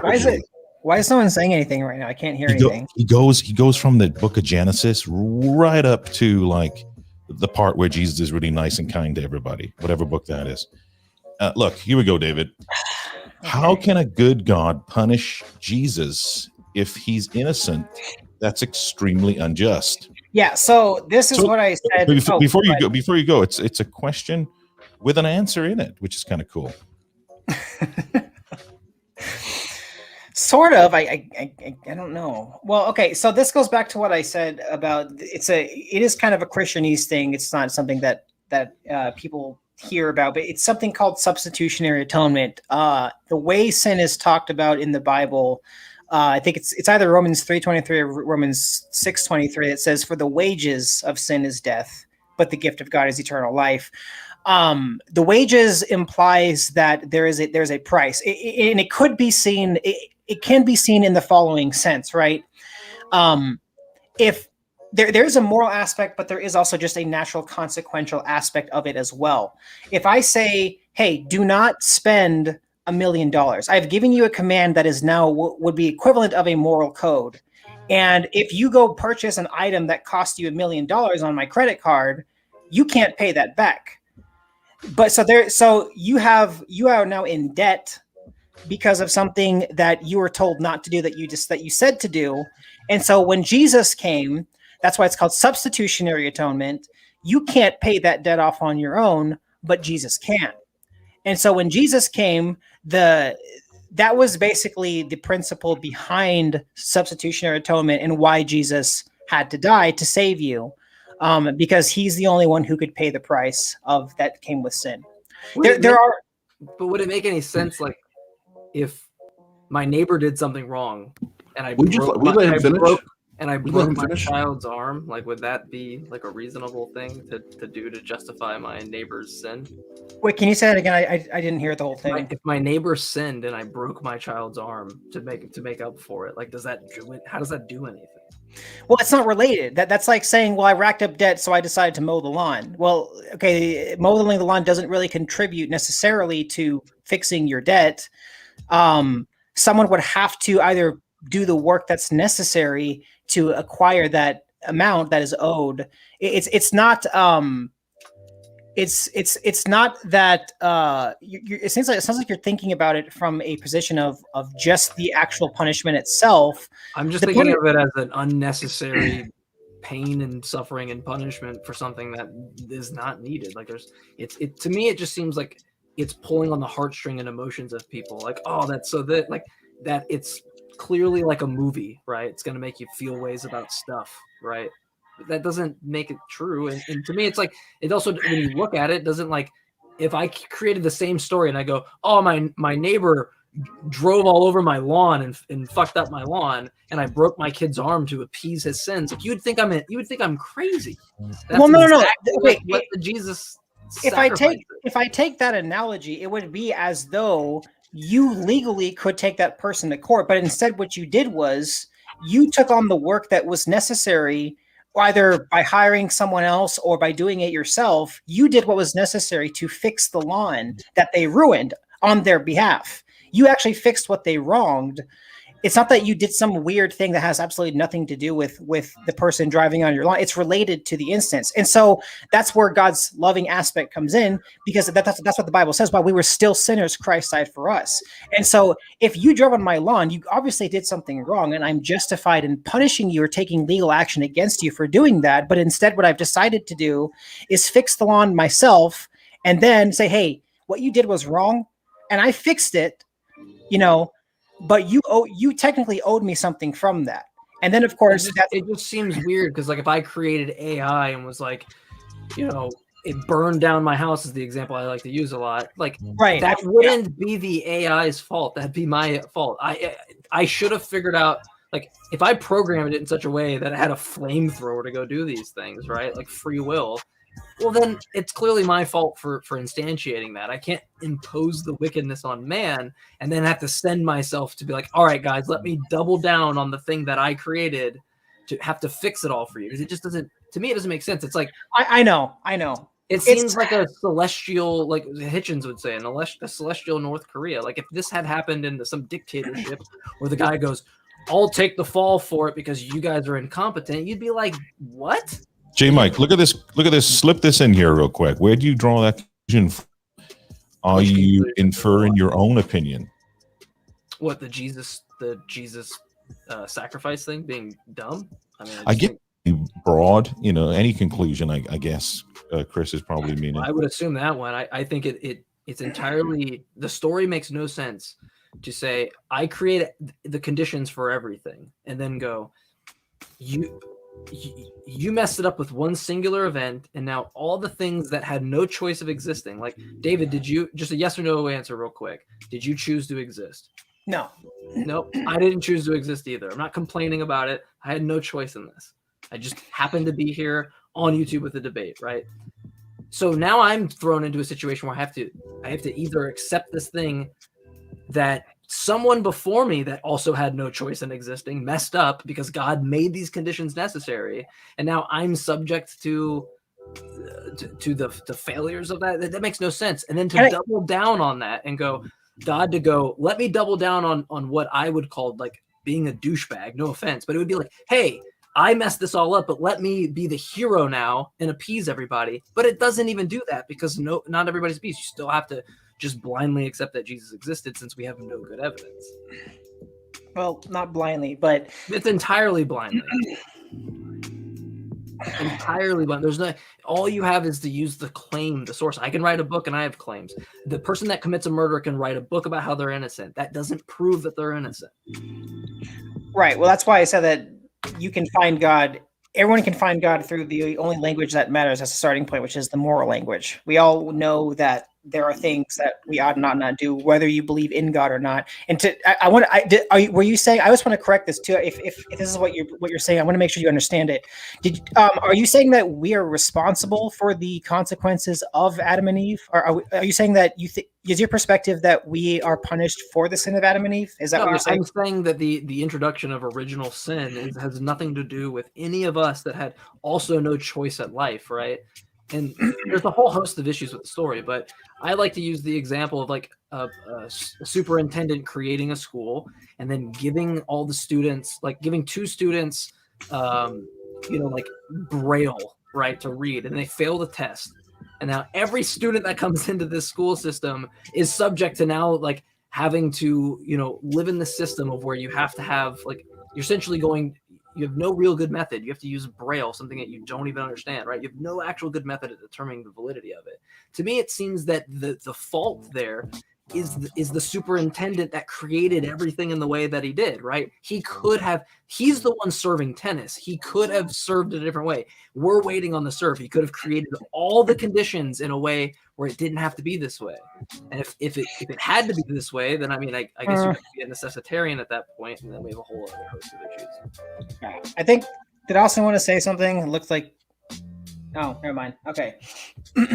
Question for David. What methodology does he have to distinguish between the imagined and the actual? He knows often about knowing God exists, but seems to dismiss the methodology needed to do so. Yeah, well, I dismiss the methodology because I already know what the response is going to be initially. And if I don't think that you are ready to get to that step, because I already know that you're going to dismiss it, then I might not present it, but I should anyways. But that's why I said the only way that matters as a starting point, the methodology that I explained, maybe he wasn't tuned in for that part. I said the method is through the gospel. It is the recognition of morality, that sense of morality that we get to comes from God, that we have violated his law, and that when you experience forgiveness, which is something that you can't experience unless there's someone reciprocating, you can ask a wall for forgiveness if you did something, but you already know that wall doesn't have the mental capacity to forgive you of anything. And you can't have that experience of being forgiven unless there is something on the other side of that dilemma saying that they forgive you. Now, it's not that I've heard an audible voice. It's that the same way that you feel forgiven when you say, hey, I did this thing that was wrong against you, and I'm sorry for that. And that person says, I forgive you. There's like this wave of relief essentially that comes over you that people probably know what I'm talking about if they've done this. That is something that takes place in Christianity. And I would argue that, and of course that comes through faith. That's why I don't want to initially bring that up, because if you already think that the concept of faith is dumb and that, you think that morality is already something that exists because of man or whatever, then I'm trying to get you to that point, but that's the reason why I don't flat out say it right off the bat, because that's when people usually just tune out and they don't, listen to what I'm trying to essentially get at. So Oz, some guy named Oz just dropped some money in his own bank account. It said, did Davy G actually quote Adam Rich? It's actually a really good... Yes, I did. I was just pointing out that he made a good point that not moist robots. Please don't tell me you said moist robots or whatever the hell he said. If that helps the algorithm in any way, that's a really good idea. Fund yourself. Like, I'm going to start doing that. I just referred to Adam Rich because he said something that I hadn't even necessarily realized, but like me coming, I guess you could say, to my faith, it wasn't just this thing, like it seemed that way at the time. Like it seemed like, oh yeah, this makes sense. This is the reason in and of itself for why I became a Christian. But then I thought about it more and I'm like, it wasn't necessarily just this thing on its own. And that's why I was piggybacking too off of what Mike said on his thing of when he was on Truth Wanted, because that's a good point that he brought up. No one has really ever come to God that I know of, even myself, based on just the Kalam cosmological, or just the argument from morality. I've never seen that myself, because that's not necessarily in and of itself how people come to know God. So, question from Mike Brigandy for David: do you agree with God in Leviticus 20:13, where he says homosexuals should be killed? I'd have to look that up again. I don't know Leviticus 20:13, but if it's what I think it is, God is punishing a certain group Hey of people. Google, Leviticus 20:13. There you go. Oh. If a man lies with a male as with a woman, both of them have committed abomination, and they shall surely be put to death. Their blood is upon them. Yeah. Abomination. So this is Old Testament law. Come This on, is David. Oh, hold on, my bad. Hold on, No, my bad. I'm the going one where to women can't speak. let me explain this. Okay. So yes, we live in the Bible says this too, Mike. If you actually read it, you would know this. Come on, But Mike. the Bible talks that we are under a new covenant. We are under a period of grace. And as far as I even know, those laws only apply to the Israelites. I don't think you'll actually find one instance in which someone merely just being caught on just the act on that act itself, it was condemnable. The only times that you see that even implied is like with Sodom and Gomorrah, but there were other things also going on in Sodom and Gomorrah that was far outside just the fact that they were being homosexual. And another thing, it also was with pagan worship. So people were leading the people of Israel away from God. These instances are not always about that, and that law specifically only referred to the Israelites. In fact, I guarantee that if you look in any verse, the laws that are in the Bible only applied to the Israelites, that the Israelites lived alongside other people. That's not true. They actually say take in Leviticus. There's I think it's 24. They say take the heathens from the nations around you, for they are your property. No, I'm talking about the laws that they had to follow. They didn't make people who were working for them. They didn't force them to believe in God. They didn't. Let me just say one thing real fast. That just took a dark turn. I think that it's as clear as this. We don't even have to get into the verses and all this. The Bible says homosexuality is wrong. The Bible is wrong. To me, that is enough evidence to show that the Bible is fucking wrong. For the Bible to say that another man lies with another man, there isn't any more evidence that you need to say that this is written by primitive Bronze Age men that I lay with Oz. They didn't even know what the hell they were talking about. Does natural law theory say the Bible says homosexuality is wrong? I think that's the only piece of evidence that you need to know that the Bible is a false thing.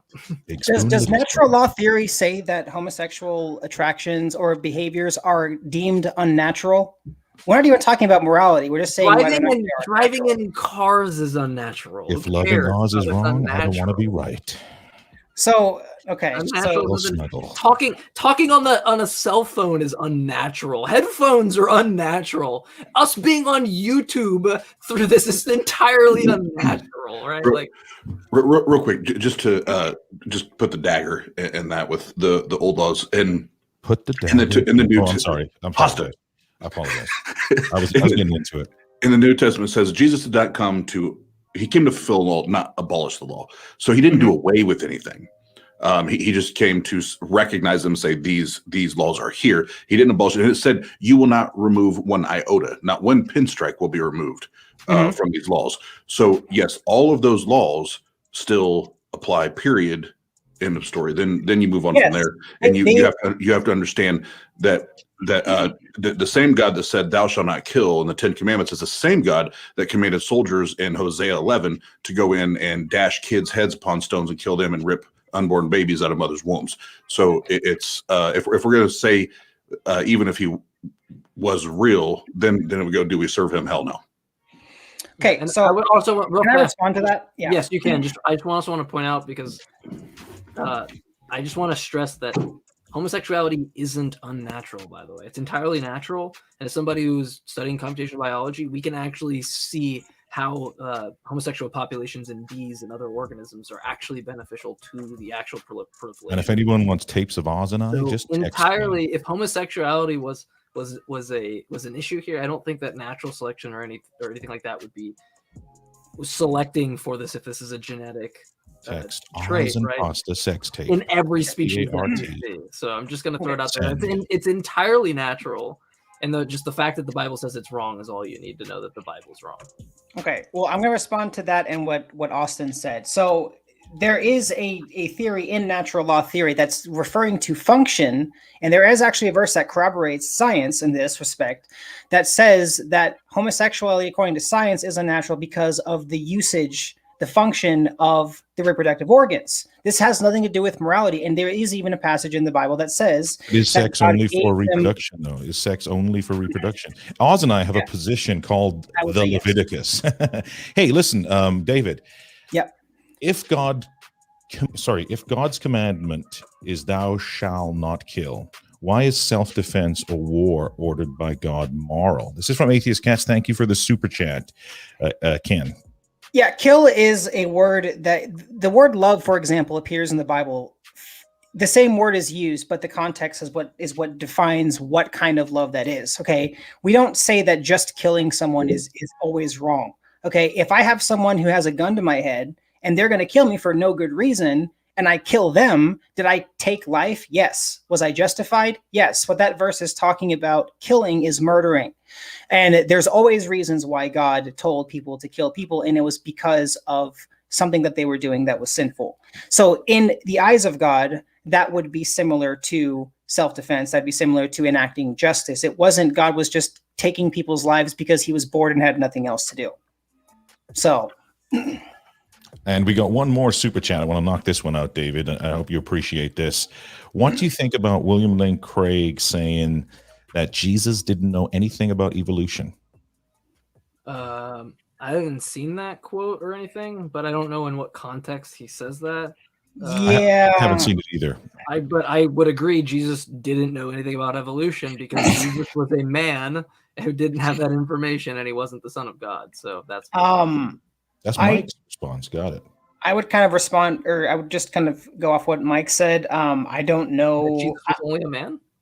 No. What he's saying. I thought I converted you. This person's actually assuming that I follow. I mean, I do follow William Lane Craig. I don't watch a lot of his stuff, so I don't know all the things that he says. And like you said, I would want to see what was said in context with this. So I don't know what he said, so I can't really give an answer to that. Yeah. Oh, sorry. Real fast though about the William Lane Craig thing. You said in your closing statement about Michael from Inspiring Philosophy, the consciousness video that you talked about, I'm pretty sure on my channel, Axioms on Trial, we've already gone through that. So after you see David's suggestion of that video, go watch our video where we have a quantum physics professor go through. Oh no, it was the videos he made about quantum physics. That's right. I'm sorry. Okay. I did see that one actually. Yeah, guys, and if you haven't already, shout out to Axioms on Trial. That's Jmike and Cease to Know's channel. Go over there, hop on over, and hit that like and subscribe. David G, look, I got another super chat. I got to get these super chats out of the way. Ooh. So we got David dropping in some dollar bills. What's that? Dollar bills. Dollar bills, y'all. So what's wrong with Descartes' I think, therefore I am as an atheist? Actually, this is an interesting position that it's actually interesting to me because because I would say the Bible can address this. One thing that I like about the Bible, at least if I'm wrong about God and everything, the one thing that I find very interesting about the Bible is that the Bible has an answer. Descartes' demon, in and of itself, I would say is evidence that the Bible is true. I talked about this earlier with Mike about the Bible can explain why there's deception. The thing that I find interesting about Descartes' demon is that it's a position that says, I don't know if my mind is being controlled by a demon. And yet you look at the Garden of Eden, you look at demon possession, you look at people being influenced by demons. I don't think that there's anything necessarily that unreasonable or strange about it. But what it causes you to do is to say, well, I can't be sure of anything. Nope. It says you can't be sure about the ontology. You start with, I think, therefore I am. You could be a brain in a vat. You could be Descartes' demon. You could be deceived by Yahweh, right? Those could all be a possibility. But at the part of starting there is that you're not making the ontological claim that's the case, right? So it's not right. Yeah. So well, is that? Can you bring up? Did I misunderstand the question? I might have misunderstood the question. Well, basically, it's like, do you find a flaw in it, or from an atheist perspective, what do you see wrong with that? Oh, well, nothing. I would even say that would lend further credibility as well to the Bible. I said earlier that God being a conscious agent, he calls himself the great I am. Well, so, I just find that ironic. Would you be saying that I think therefore I am is going to be dependent upon like the ontology of the God? Because what he means in the question is, from an epistemic starting point, from I think therefore I am is just a descriptive statement saying that there's some experience going on. It's not making any claim towards the actual ontology, right? So like, would you find that to be, I think what he's trying to say is, would you find it to be a problem to start at that point in your epistemic starting point, while also admitting that you're not making an ontological claim there? Does that kind of not necessarily? Yeah, no, I would say not necessarily. One thing that I would say is that a lot of times the people who take the solipsist position is I have a problem with most of the epistemology. I would say that the epistemology of most solipsists does not allow them to find God, because it seems to essentially make everything reducible to that which you can only see. Yeah, but an epistemic solipsist from that point is going to be saying that they exist, right? So like, right. So that you would still say that's problematic for the epistemic solipsist that's saying that they certainly exist, but they don't know if other minds exist. Do you still think that's a problem? I think what you're saying is relevant, right? I'm just trying to kind of dig. Yeah. Wait, if I'm not answering, is that I wouldn't say it's a problem in and of itself. I mean, I would say, I mean, with our existence, I think that there is a shred of truth in that. When someone says that I think therefore I am, but I can't be 100% sure about the existence of others or anything else. I mean, I just talked about, in my opening, I talked about how things only seem to collapse into a solid form upon observation. But before measuring that, they're not necessarily there. They exist as like a wave. And so to say, well, I don't necessarily know for sure that these other things exist as I see them isn't even necessarily a problem in and of itself, because if they truly exist in a waveform and that they don't collapse into this solid object until you observe them, there is actually a shred of truth in saying that I can't know for sure, because everything that I'm looking at right now seems to exist in a different state before I look at it. So not necessarily, but again, I do think that it would limit someone's epistemology to what they can find out to be true. All right, we're going to move on to the last question of the night, and this is for Jmike. And thank you, David, for that. Jmike, I got a question from Mr. James Walton. It says, on a percentage scale, I guess, how sure are you Jesus existed? And are you sure he didn't rise from the dead? Yeah, I'm about as certain Jesus didn't rise from the dead that I'm having a conversation with you guys, and that it's not I'm a brain in a vat, right? Could be the case. I'm going to say it's probably the last thing that's possible that I'm going to say, right? On the scale of percentage of how sure I am Jesus existed, I'm like a 50-50. I think it's fine that he existed. I would, even if I became a mythicist by tomorrow, I probably wouldn't proclaim it, because I think it wastes time talking about whether or not there's a central figure that started or that claimed to be a god. We literally can see that today with like Satya Sai Baba, or he's not alive anymore, but we can see this in Joseph Smith that had these, revelations. There's so many different things that you can look at that are going to go, okay, yeah, that's, I guess my point's going to be is that it's a waste of time to argue about whether a person existed. I care about the extraordinary claims, because it's not extraordinary to say someone made up a religion or was convinced they were the son of God. I can show you TikToks right now of people that think they're the son of God. Shout out to whatever his name was who thinks he's God from TikTok. Mark of Legend. Mark of Legend. Yeah, shout out to him, because big shout out to Mark. Yeah, prime example of what I'm talking about. Yeah. So. We haven't seen Mark in a little while. I think he got a bit fed up with TikTok shadow banning him, but big shout out to Mark. He was a good guy. He realized that he wasn't actually God. No. I think there's a bit of a play on it there. But hey, look, thank you guys for this wonderful debate. Really appreciate the whole thing. Yeah. And Ozzy, the kamikaze. I talked to Chris Ellery in Rome, and he told me straight up that he is the original Kamikaze Chris, and he puts to the point where he puts the Kamikaze first in front of his name, and that you just being the Ozzy, the Kamikaze. He's saying that there's no point even trying to step to him. That you can talk about that on episode 3 of Atheist Pizza Part 2. That's going to happen in a couple of weeks, or it'll air in a couple of weeks. There's another theist coming down from Alabama. We'll keep his name under wraps, but it's actually going to be 2 theists talking to Oz in this episode of Atheist Pizza, and we're likely going to an Italian restaurant that Chris recommends there in Rome somewhere. So that's going to be exciting. Oz getting double teamed by two Christians with the book of Leviticus lubed up and ready to go. But other than that, Pasta. Yo. Real quick, hey, Rome, is that the name of the place? Yeah, Rome is the city in Georgia where Chris lives. Oh, okay. Let me get his address. Hold on a second. Let me dox him on air. I'm pretty sure you're not actually going to Rome, but okay. I could. No. You never know. No. So Chris.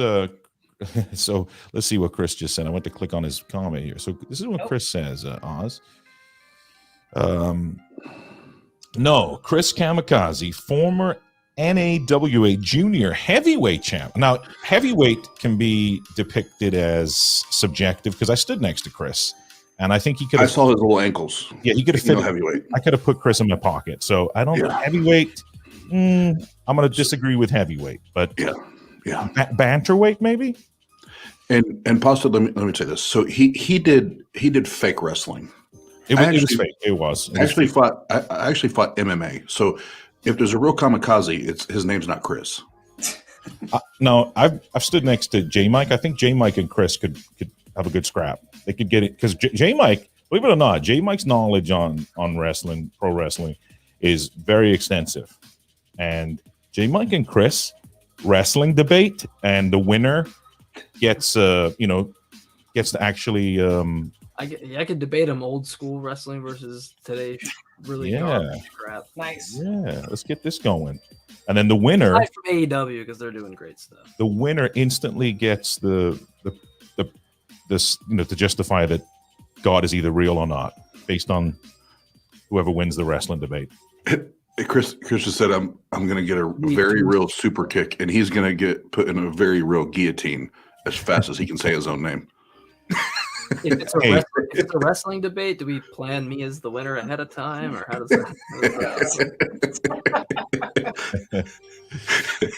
in about 80% seriousness, thank you guys for joining the stream. Everyone that's in the chat tonight, and anybody that's dropped a super chat, thank you for supporting Oz's Kentucky Fried Chicken habit. And David Sounds Gonzalez, really good right Jmike. Yeah. Oh, and by the way, Jmike, I did not send McDonald's to your door. Yeah, someone sent me McDonald's last night. It was like 1 a.m, and I was just like, my roommates knock on the door, and they're like, "There's McDonald's at my door," and I'm like, "God exists," and I have to debate on him tomorrow. How is this gonna work? God, give me one day. Give me just one day. Yeah. I get a text from Jmike at like 2 a.m. It's like, "Hey, did you send me McDonald's to my door?" If so, I think God exists or something like that. At risk of seeming gross, I just haven't taken it out because this was last night. But this was what was sent to my house—a big bag of McDonald's. I ate every single bit of it. Chicken nuggets and French fries. It was great. I like to surprise people with food that clogs arteries, but this time it wasn't me. Yeah. You made me feel bad. I was like, God damn it! Now I got to send him some fucking McDonald's. Backstories. I've shown up to my house with like pizza there, and I've been like, pasta, it has to be. Yeah, so if it's Italian food, then it's me. McDonald's, it's a toss-up. Right. But hey, guys, don't forget to like and subscribe to the channel. Join the Atheist Round Table if you like. Hit that join. And hop on over again to Axioms on Trial. Give those guys a like and subscribe. Yes, please do. Thank you. We just did an episode with, if anyone knows Professor Dave Explains, he's got like 1 million subscribers. He just did an episode with us. Yeah, he literally has 1.15 million subscribers. He's a huge YouTuber. He came on, Cease to Know hit him up, and he came on like immediately, like literally a few days after the email. It's a really good episode. Please go check that out if you're interested in like science education and like ways of trying to figure out how to promote science over pseudoscientific nonsense. So yeah, it's a really, really good episode to go check out. Also, anything with like irreducible complexity or arguments for God, the thing that David was promoting, which is inspiring philosophy, like a lot of our content is just going to be systematically going through his videos. So yeah, check that out. You and Cease do a great job of the breakdowns there. But David, where can they find you, buddy? I have a YouTube channel called The Conservative Christian. You can find me there. I'm trying to work on, thanks to you, Pasta Mike, trying to work on actually making videos on there with the information you gave me to set up my own little rig. Or you can find me on TikTok. My username on there is Sola Scriptura. Soul like the soul, the letter A, and then Scriptura. So we will drop the link. Oz, get that link in that chat for David. And David, you're very welcome, sir. I've always appreciated your approach to your beliefs. You know, we don't always agree with one another's beliefs, right? We don't have that. Yeah. I agree with him, but at the end of the day, it's how you present it, and I think you present your ideals in a very respectful way. You're not ramming it down people's throats. And you're also willing to come on to a show like this and discuss it with a bunch of knuckleheads like us. So thank you again for coming on, man. Yeah, I love you guys. So Much absolutely. love. And Oz, where can they find you other than blackpeoplemeet.com and christianmingle.com when you're trolling? Where else can they meet you? You know what? You know what? I'm going to be kind. You know where you can find me? Tart.live. That's where you can find me. But no, tomorrow night, all I'm going to say is tomorrow night, you don't want to miss it. Infidel Noodle, she's going to be here. That's going to be a fucking amazing, badass interview conversation. And if you miss it, you lost out. Hell and yeah. I'm even to the point where I'm considering once it's done live, it goes to members only.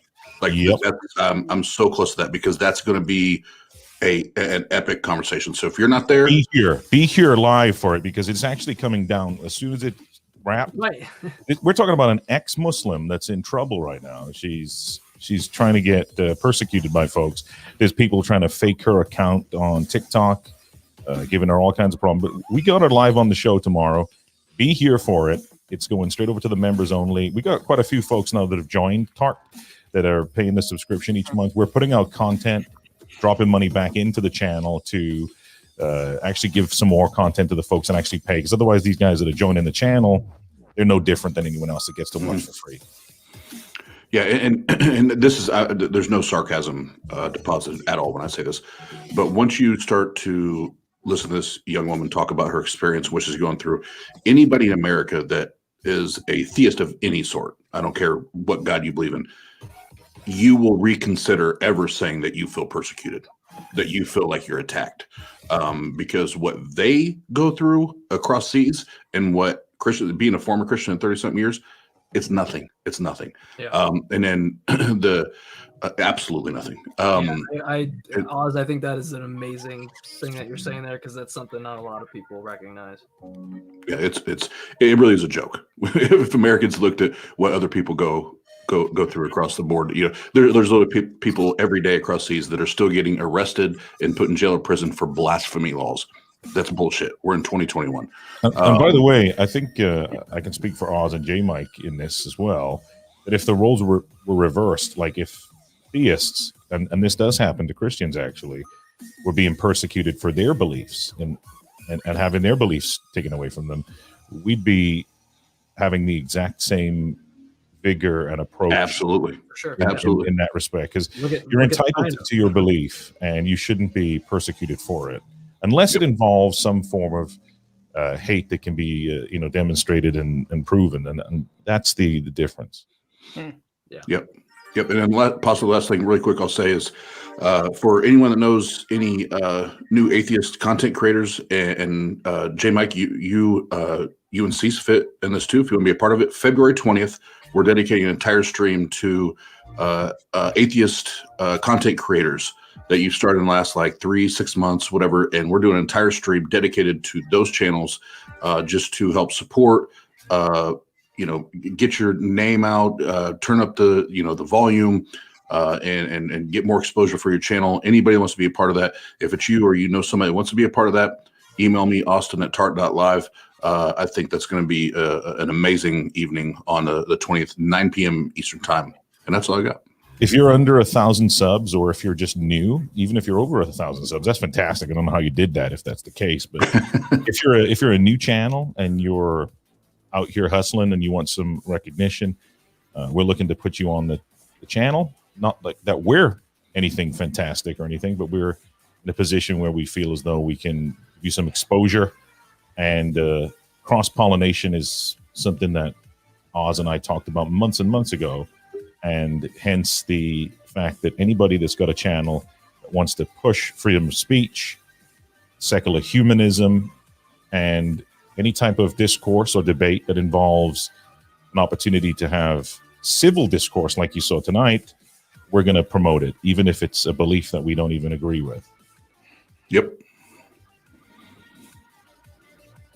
Yep. So, Jmike, you got something, my man? Well, yeah, I don't want to pressure you live, but something I'll ask you about the video after backstage. Sure. Well, thank you everybody for joining the Atheist Round Table. I'm Pasta Mike. Thank you for coming on in. Mr. Oz Ozzy, David Gonzalez, Jmike. Peace out.